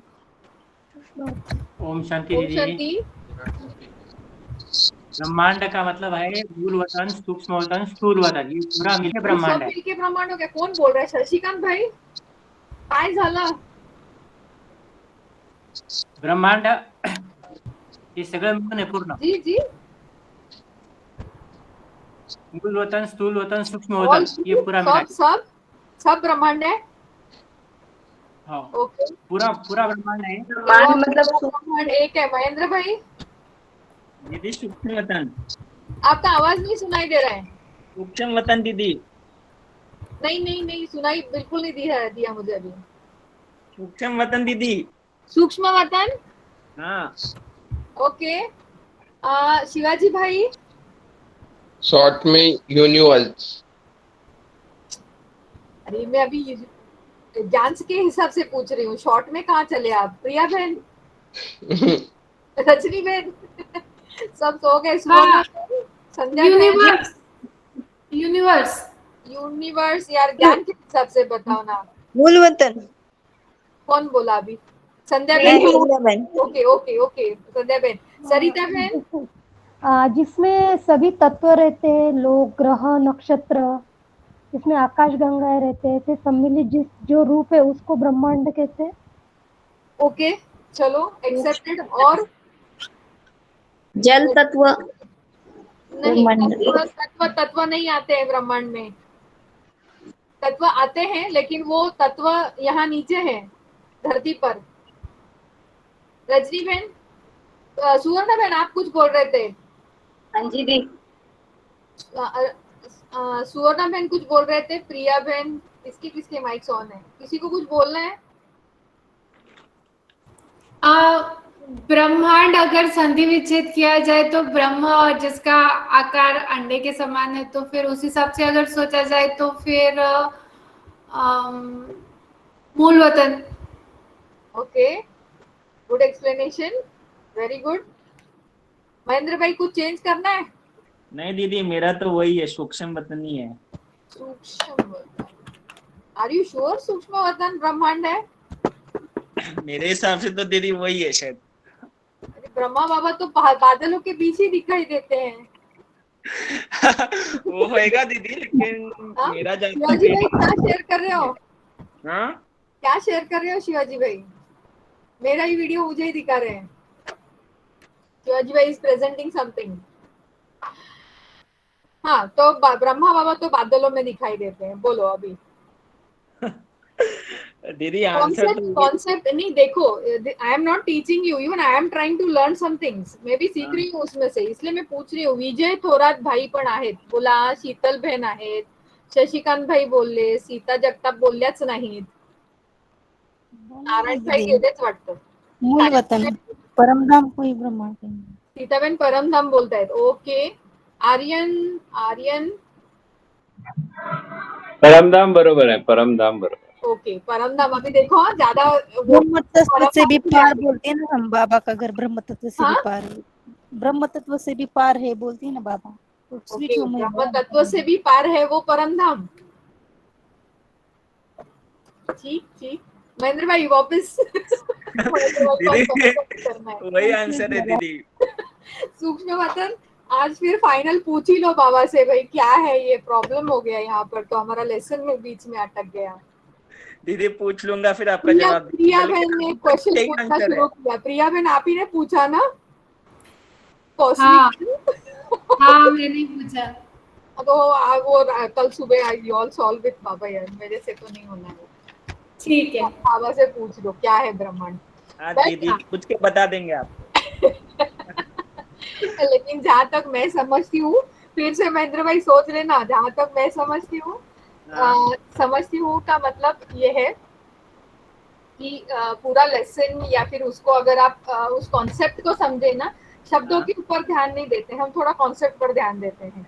तो कॉन्सेप्ट को अगर समझे ना, तो उनको ये कहना है कि जब आप अपने मूल स्थिति में स्थित हो जाते हैं, तो परमात्मा से जो आने वाली शक्तियां हैं, परमात्मा कहाँ रहते हैं? परमधाम में. तो ब्रह्मांड को उन्होंने परमधाम बोला है. अगर आप अच्छे से सुनो मुरलियों में, तो कई बार ये आया है कि परमधाम को ही ब्रह्मांड कहा जाता है. अच्छा. हम ब्रह्मास्मि कहते हैं, मैं ही ब्रह्मांड हूँ करके. एक्चुअली ब्रह्मांड की बहुत सारी परिभाषाएं हैं. आप सभी अपनी अपनी जगह पर एकदम परफेक्ट है, महेंद्र भाई को छोड़ के. ये सूक्ष्म वतन ब्रह्मांड नहीं है. हाँ महेंद्र भाई पूछ लेना याद से बाबा से आज. ओके दीदी, ओके दीदी. तो डेट मेरे को पता नहीं था, मैं पूछ के बता दूंगा आपको. नहीं, क्योंकि ले बाबा ब्रह्मांड के लिए जो कहता है, या फिर इस लेसन के कॉन्सेप्ट से भी अगर आप देखो, तो विषय चल रहा है परमधाम से.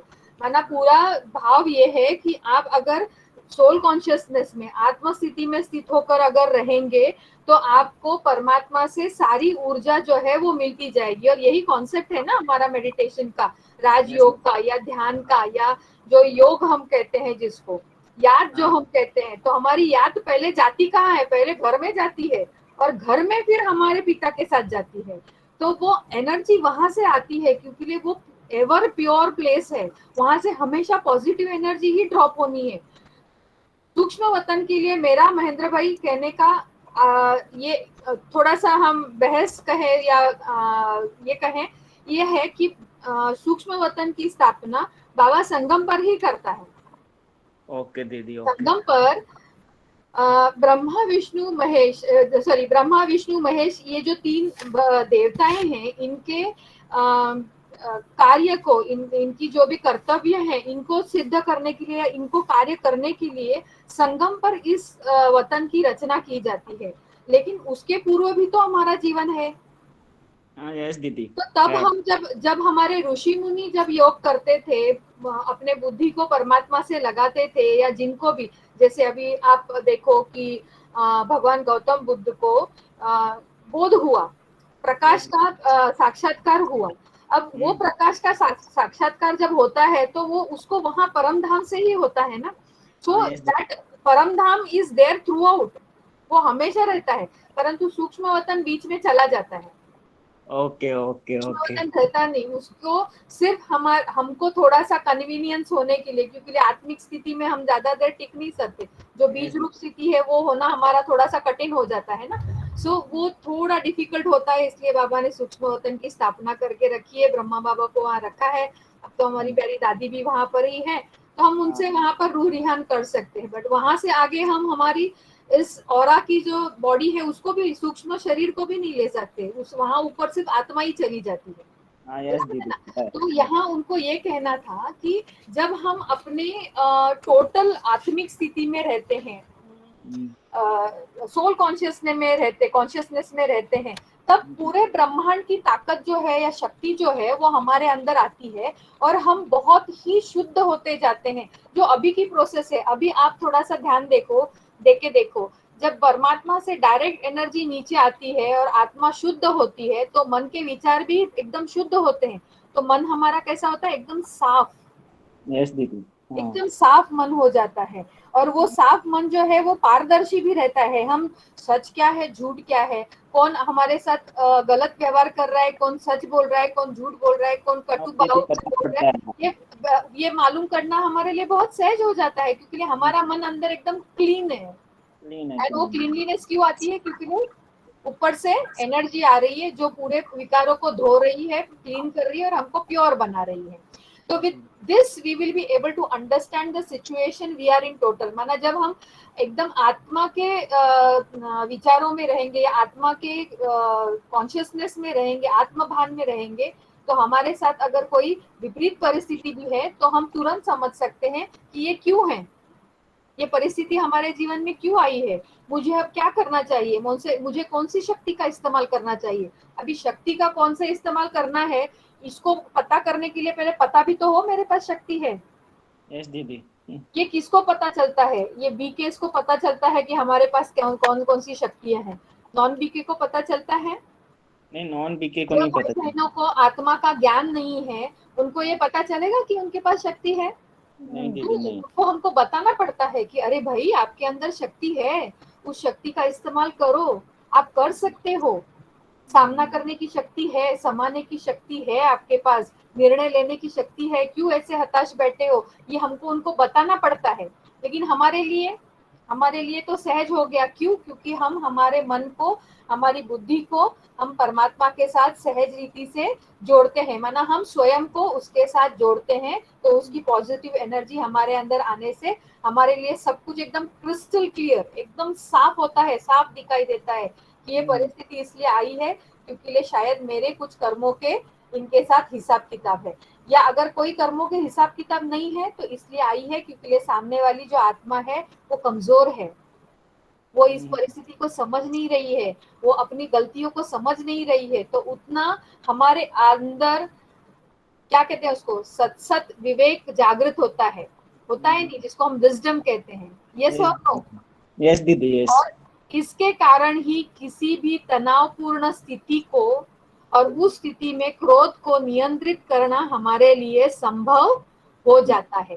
तो इस पूरे अभी तक के जो हमने डिस्कशन किया उसमें ये हमको पता चलता है कि एक राजयोग की बहुत तनाव और क्रोध को नियंत्रित करने में बहुत बड़ा हाथ है। और उसका कारण क्या है? उसका कारण ये है कि राजयोग का सबसे बड़ा आधार स्तंभ है स्वयं की पहचान, और स्वयं के साथ साथ स्वयं की शक्तियों की भी पहचान। और वो कब होती है? जब हमको परमात्मा आके उसका नॉलेज देते हैं। तो नॉलेज एंड एनर्जी हमारे लिए बहुत बहुत जरूरी है, या हमारी शक्ति हमारे लिए बहुत बहुत जरूरी है, तो ही हम किसी भी परिस्थिति का सामना कर सकते हैं। क्योंकि आप सोचते रहेंगे, मैं जानबूझ के इसको इसलिए स्लोली ले रही हूँ क्योंकि जब लेसन एक साल पढ़ाया था, किसी को तो पूछा था इसका तनाव से क्या संबंध है, इसका ये गहरा संबंध है कि जब आप स्वयं को आत्मा समझेंगे तो आत्मा के कर्मों को समझेंगे, आत्मा के कर्मों को समझेंगे तो ये परिस्थितियों को भी समझ सकेंगे, और अपनी शक्तियों के कारण इन परिस्थितियों का सामना करने की भी आपको और समाने की भी आपको ताकत आ जाएगी, और आप आराम से उन परिस्थितियों से धीरे धीरे निकल सकते हैं।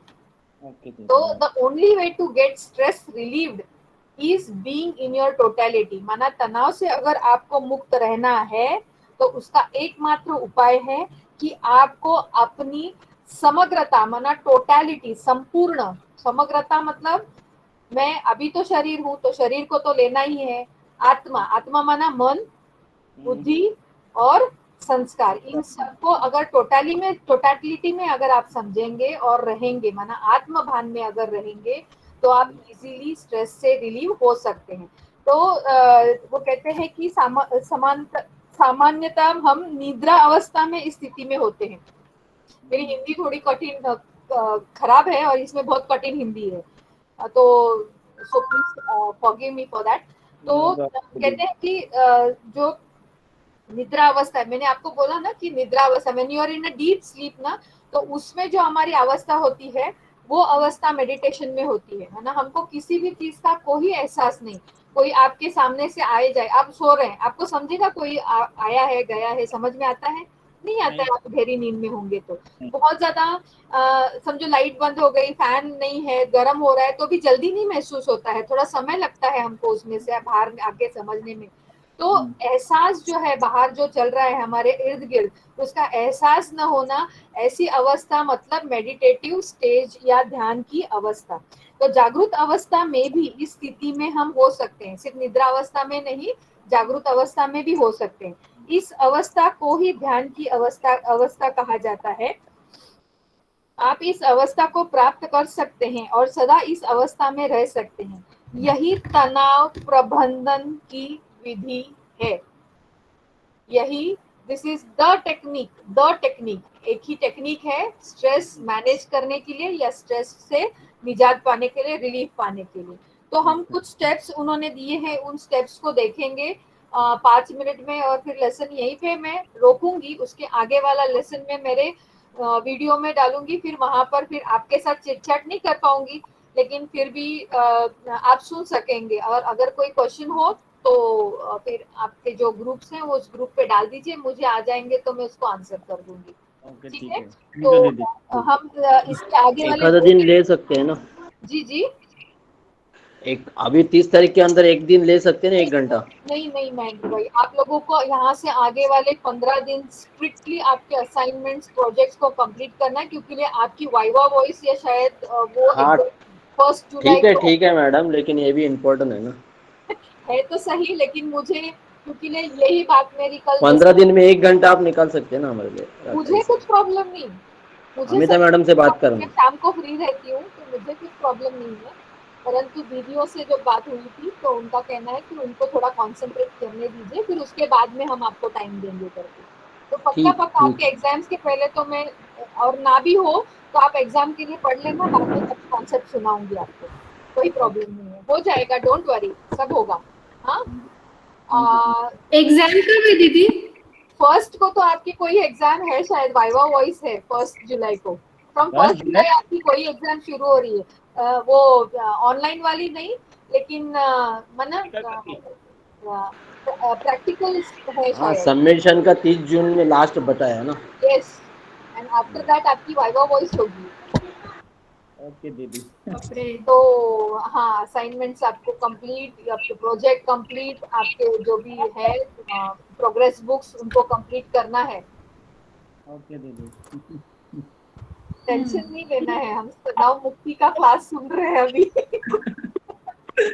टेंशन मत लो, तो बहुत अच्छा है। टेंशन नहीं है दीदी, कोई तनाव नहीं लो, एकदम हल्के होके, क्योंकि मैं अभी तो YCMO के लिए नहीं आती हूँ, कभी एग्जामिनर अन्नामलाई के लिए जाती हूँ। मैं देखती हूँ बहुत बार सामने बैठते हैं ना, तो इतना प्रेशर रहता है भाई बहनों को।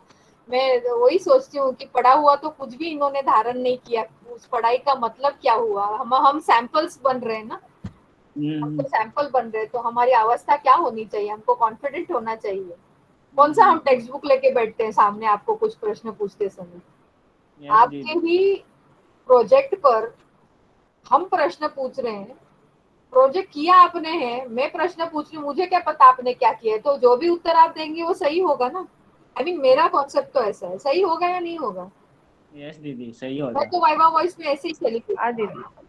प्रोजेक्ट मैंने किया है, मुझे पता है मैंने क्या प्रश्न पूछे, मेरे प्रश्नों के उत्तर मुझे क्या मिले, मैंने क्या एनालिसिस किया, मैंने क्या कंक्लूजन किया, और मैंने प्रोजेक्ट किस रीति से किया, ये मुझे पता है। आप बाकी का जो फॉर्मेट है, प्रोटोकॉल है, वो ठीक है, वो तो फॉलो हो गया, लेकिन एक्चुअल वर्क अगर मैंने किया है तो I should not be afraid to answer any question. मुझे डर लगना ही नहीं चाहिए किसी भी प्रश्न का उत्तर देने के लिए।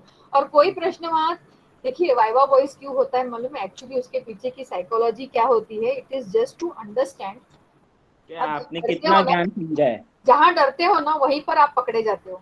अगर आपने परफेक्टली खुद से सब कुछ सही किया है ना, आपके कॉन्फिडेंस लेवल को, आपका वाइवा रूम में एंटर करने से लेके, I don't know about others, दूसरे क्या करते हैं मुझे पता नहीं, मेडिकल कॉलेज में जब हम जाते थे तो हमको वाइवा वॉइस में जाने की ट्रेनिंग दी जाती थी पहले, कि आप वाइवा वॉइस रूम में जाते हैं ना तो आपका जो लुक है वो सीधा आपके एग्जामिनर के पास होना चाहिए। आपका कॉन्फिडेंस देखा जाता है आपके चलने से, आप किस तरह से आपका प्रोजेक्ट प्रेजेंट करेंगे, आप कैसे, हम बैठने को कहें उससे पहले बैठते हैं या नहीं बैठते हैं, बैठने के बाद में भी आपके बॉडी के लैंग्वेज को स्टडी किया जाता है और वहां पर आपके जेन्युइननेस को देखा जाता है। It is just to prepare yourself, आपको प्रिपेयर करने के लिए ये सारी एग्जाम्स ली जाती है, देखा जाता है कि सच में आपने पक्का पढ़ाई की भी थी या नहीं की थी। ये सारे जो आप प्रोग्रेस बुक लिखते हैं ना, उसमें भी आपने सच में वो योग का प्रयोग किया था या नहीं किया था, ये इसका आकलन करने के लिए ही वाइवा वॉइस होती है। इसलिए डरना तो किसी चीज के लिए नहीं, बस ईमानदारी से करो। हम वैल्यू एजुकेशन के स्टूडेंट्स हैं और हमको ईमानदारी से सब कुछ करना है, इतना ही मेरा कहना है, बाकी मैं कुछ नहीं कहती। इतना करो, कुछ नहीं होता है, सीधा अच्छे मार्क्स मिलेंगे। और हमारे सभी टीचर्स जो भी काउंसलर्स कोऑर्डिनेटर्स है बहुत अच्छे हैं, बहुत अच्छे हैं और सभी आपको हेल्प भी करेंगे। इसलिए बस ईमानदारी से करो और जो करते हो बाबा को समर्पित कर दो, बस खत्म। तो ways to manage stress yourself देखते हैं जल्दी फटाफट। स्व प्रबंधन ही तनाव प्रबंधन है। मुझे बहुत बात करने की आदत है, इसलिए ऐसे ऑफ द ट्रैक जाती हूँ मैं हमेशा। तो meditation is the way to be with one self in total, माना समग्र रूप में स्वयं के साथ होना ही ध्यान है। ये बात समझ में आई?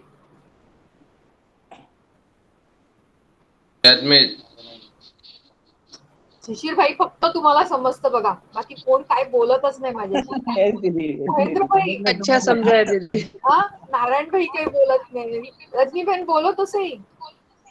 ठीक आहे काय आहे म्हणणं काय? Meditation is the way to be with one self in totality, समग्र रूप से स्वयं के साथ होना ही ध्यान है। आवाज नहीं आ रही, मना आवाज नहीं आ रही। शरीर तो बैठा है लेकिन मन, बुद्धि और संस्कार एकत्रित है, एक ही चीज में चल रहे हैं, एक ही विचार में चल रहे हैं। नहीं तो मन में विचार चल रहा है, खाना बना है, मैडम तो बंद नहीं कर रही है,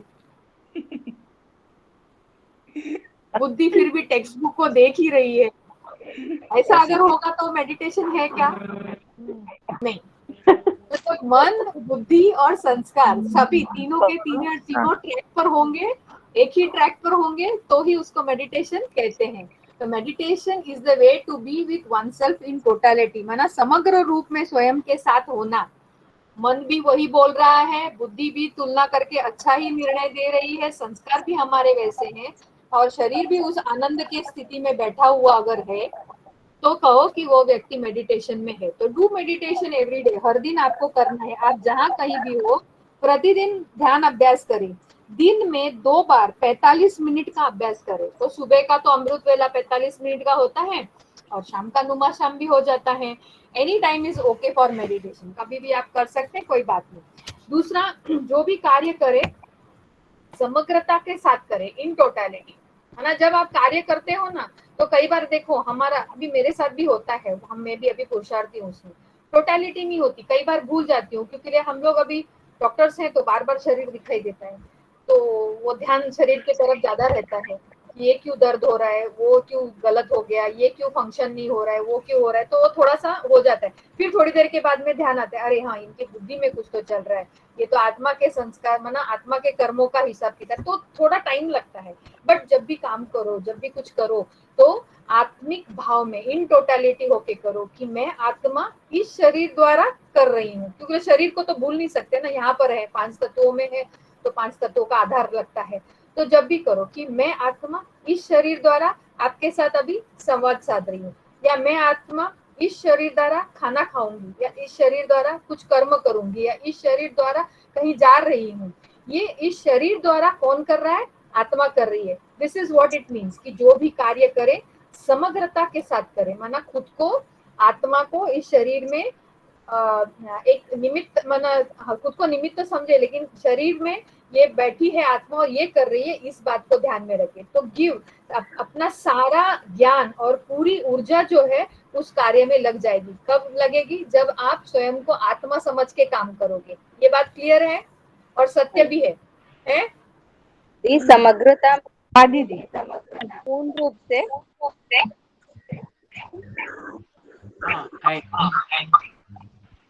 समग्रता मतलब पूर्ण रूप से, इन टोटलिटी, पूरी तरह। टोटलिटी का अर्थ मैंने क्या बताया? शरीर, मन, बुद्धि और संस्कार। संपूर्ण ध्यान अवस्था, एक मन की एक एकाग्र स्थिति। हाँ, कार्य में पूर्णता एकाग्र हो जाए, अपना सारा ज्ञान। में सेकंड पॉइंट पर ही हूँ अभी भी। आप कहाँ पढ़ रहे हैं?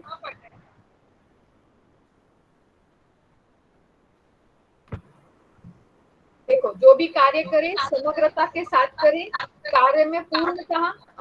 किसी को ऑडियो चालू है, प्लीज बंद कर दीजिए। कोई जो भी कार्य करे समग्रता के साथ करे, कार्य में पूर्णतः एकाग्र हो जाए, अपना सारा ज्ञान आदि मध्य अंत का सारा ज्ञान माना त्रिकालदर्शी, अपना सारा ज्ञान और पूरी ऊर्जा इस कार्य में लगा दे। वर्तमान में टिके, भविष्य के बारे में सोचे नहीं उसका क्या होगा, अभी कार्य करो बस। कार्य के संभावित परिणामों के बारे में भी नहीं सोचो, मिलेगा नहीं मिलेगा, हमको निमित्त बन के करना है बस। केवल कार्य करने के लिए कार्य करना है, क्योंकि ईश्वर ने इस कार्य के लिए हमको निमित्त बनाया है, फिर चाहे झाड़ू लगाने के लिए ही क्यों ना हो, निमित्त बनाया है। ऐसे हमारे बुद्धि में हमेशा चिंतन चलता रहे। तीसरा, वर्तमान में जिए, लिव इन नाउ, अभी। अतीत का चिंतन नहीं करना है और भविष्य के बारे में स्वप्न भी नहीं देखने हैं। भविष्य में अज्ञानता है ना, हम अज्ञात है, वो अज्ञानता नहीं, सॉरी, अज्ञात है, we don't know what will happen, आगे क्या होगा ये हमको पता नहीं है। तो हमको इस वर्तमान में जीना है। फिर उसके बाद में चौथा क्या है? यदि कार्य के दौरान अनावश्यक विचार हस्तक्षेप करते हैं, आप कार्य कर रहे हैं और उस समय कोई अननेसेसरी विचार अगर आ गए, तो थोड़े समय के लिए कार्य रोक दें।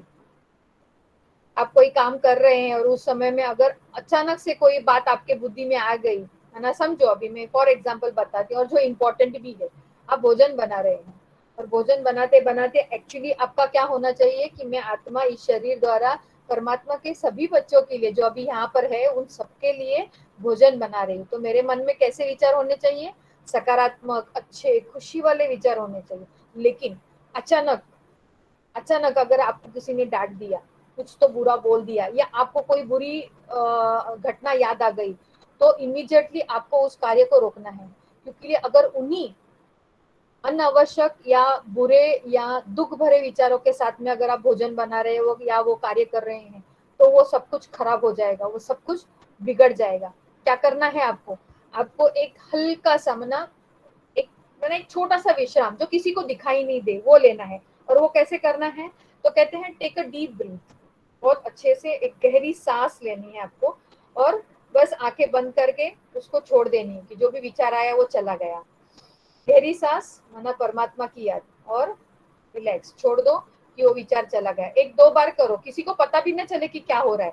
माइंड, आपका मन जो है वो थोड़ा थोड़ा शांत हो जाएगा और फिर से आप उस कार्य का आरंभ कीजिए।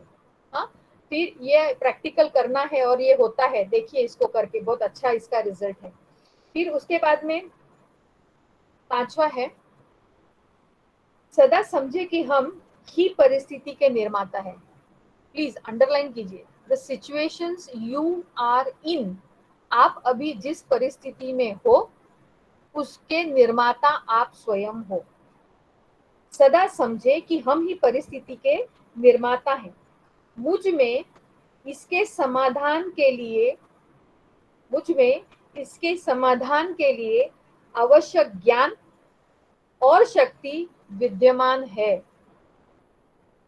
इस परिस्थिति की जो निर्मिति है, क्रिएशन है, वो मैंने खुद की है और इस परिस्थिति को मैनेज करने, इसको आप प्रबंधन करने के लिए जो जरूरी शक्ति और ज्ञान होना चाहिए वो मेरे में है, मुझ में वो है।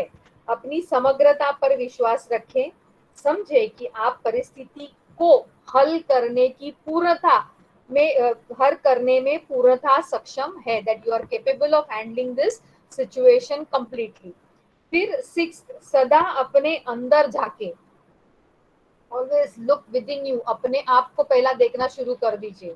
इसलिए वो कहते हैं ना कि 3 उंगलियां जो होती है ना वो हमेशा अपनी तरफ होती है और 1 उंगली सामने वाले के। तो 3 मतलब ज्यादातर हमको खुद की कुछ गलती है क्या वो देखनी चाहिए सबसे पहले। सदा अपने अंदर झाके, समाधान बाहर न खोजें, दूसरा परिवर्तित हो, दूसरे से हम अपेक्षा नहीं करें। समाधान जो है वो हमको बाहर खोजना नहीं है, क्योंकि सभी समस्याओं का समाधान सदा आपके अंदर निहित है। अपने अंदर ही सभी प्रश्नों के उत्तर जवाब हैं। वह कभी बाहर थे ही नहीं। It was never outside. आपको ही आपके जवाब मिलते हैं। आप 10 लोगों को पूछ के, आपको लगता होगा मैंने 10 लोगों को पूछा और फिर किया, नहीं, आपने वो किया जो आपको करना था, जो आपको अच्छा लगा। और वो आपको अच्छा लगा जो आपके अंदर माना जो जिसका ज्ञान था आपको अच्छा लगता है, तो वो ज्ञान आपने अपने पास रखा था ना, वो शक्ति है आपके पास।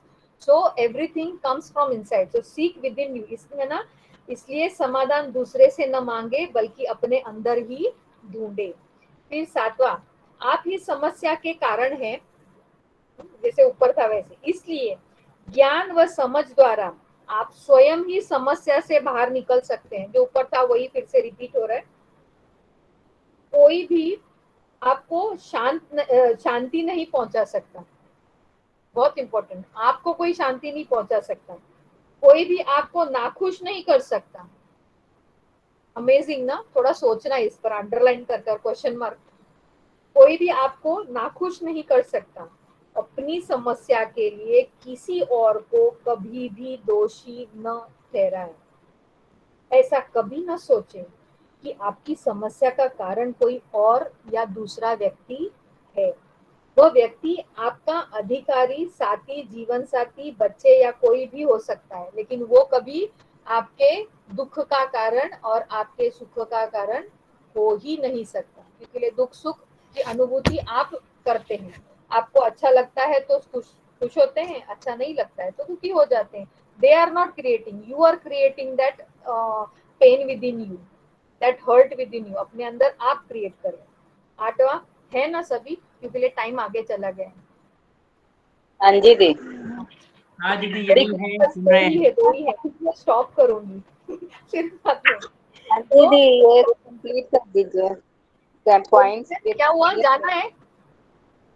हाँ जी दी, अभी ये कितना आप कराएंगे? बहुत बात है, वो सब नहीं करा रही हूँ मैं, बस ये 2 पॉइंट करके खत्म कर रही हूँ। मुझे पता है, मैंने इसलिए स्टार्टिंग में बोला ये चैप्टर पूरा होने वाला है नहीं है। 8 और 9 रह गए। हाँ 8 और 9 करते ना। Yes yes, don't worry. So 8 में आपका संसार आपके अंदर का ही प्रतिबिंब है। Your world is the reflection of your inner core. कुछ समझा?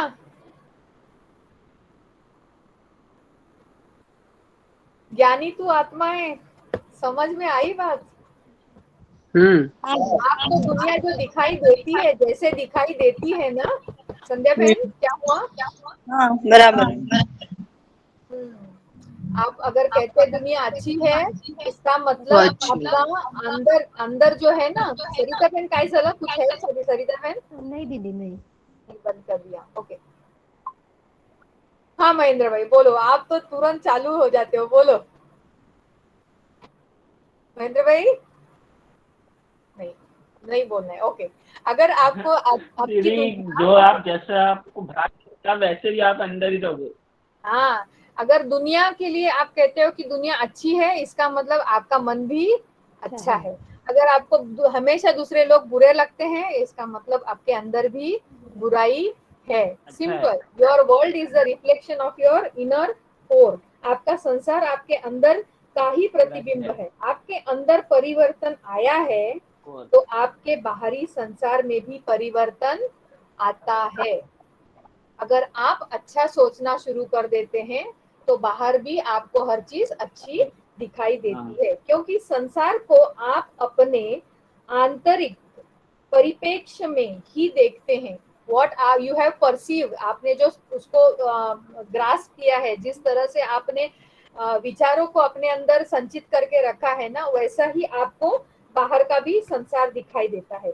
बाहरी व्यक्ति व परिस्थिति समान होते हुए भी उनसे उभरणे पर मराठीत काय झालं? मराठीत म्हण आहे दीदी.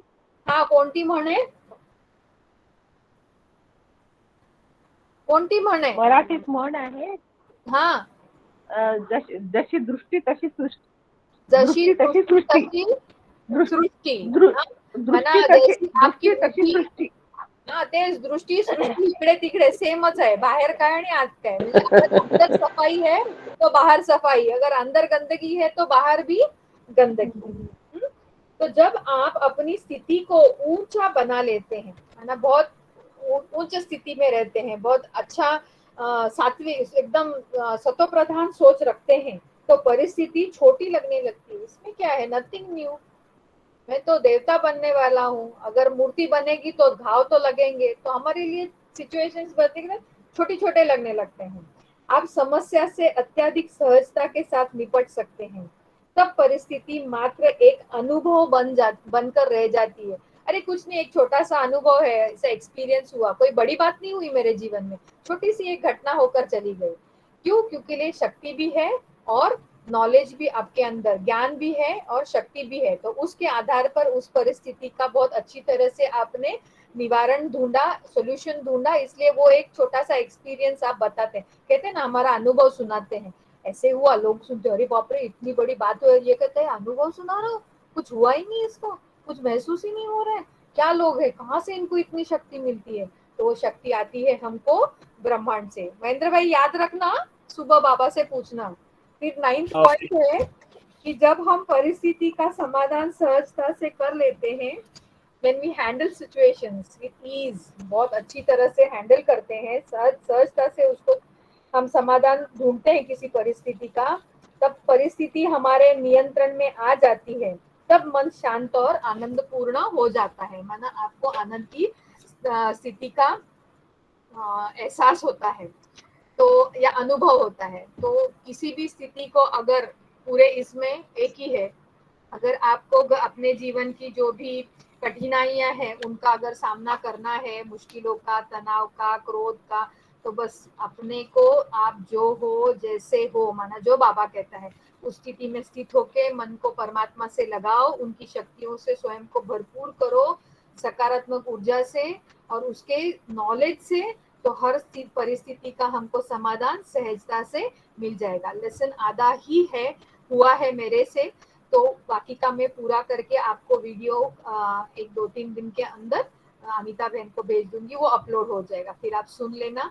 और तब तक आप सभी को बेस्ट ऑफ लक अपने एग्जाम्स के लिए. और अगर अनुमति मिली अथॉरिटीज से तो फिर एक बार मिलेंगे जरूर, और कोशिश करेंगे कि प्रैक्टिकली सभी एक साथ मिल सके. अच्छा लगेगा मुझे आप लोगों को मिलके. तो इतने दिनों से मेरी गलतियां भी हुई है बीच बीच में, उसको सहन करने के लिए और बड़े प्यार से मुझे ये मौका देने के लिए आप सबका बहुत बहुत धन्यवाद. जो अथॉरिटीज है उनका भी बहुत बहुत धन्यवाद. थैंक यू दीदी. ओम शांति. और बाबा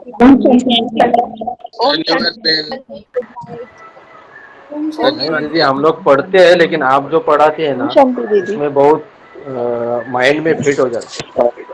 हो जाएगा, आगे भी हो जाएगा. आप पढ़ते चलो, सिर्फ बस पढ़ो, बाबा को याद करके पढ़ो. ओम शांति. क्या बोल रहे हैं? ओम शांति. शशिकांत भाई. थैंक यू दीदी. ओम शांति. Thank you. ओम शांति. Good night. धन्यवाद बहन. Good night. Good night. मैंने ये बुरा नहीं मानना, आपको मैं बार बार तकलीफ दे रही थी. ओम शांति. शुभरात्रि. ओम शांति. धन्यवाद. ओम शांति. ओम शांति.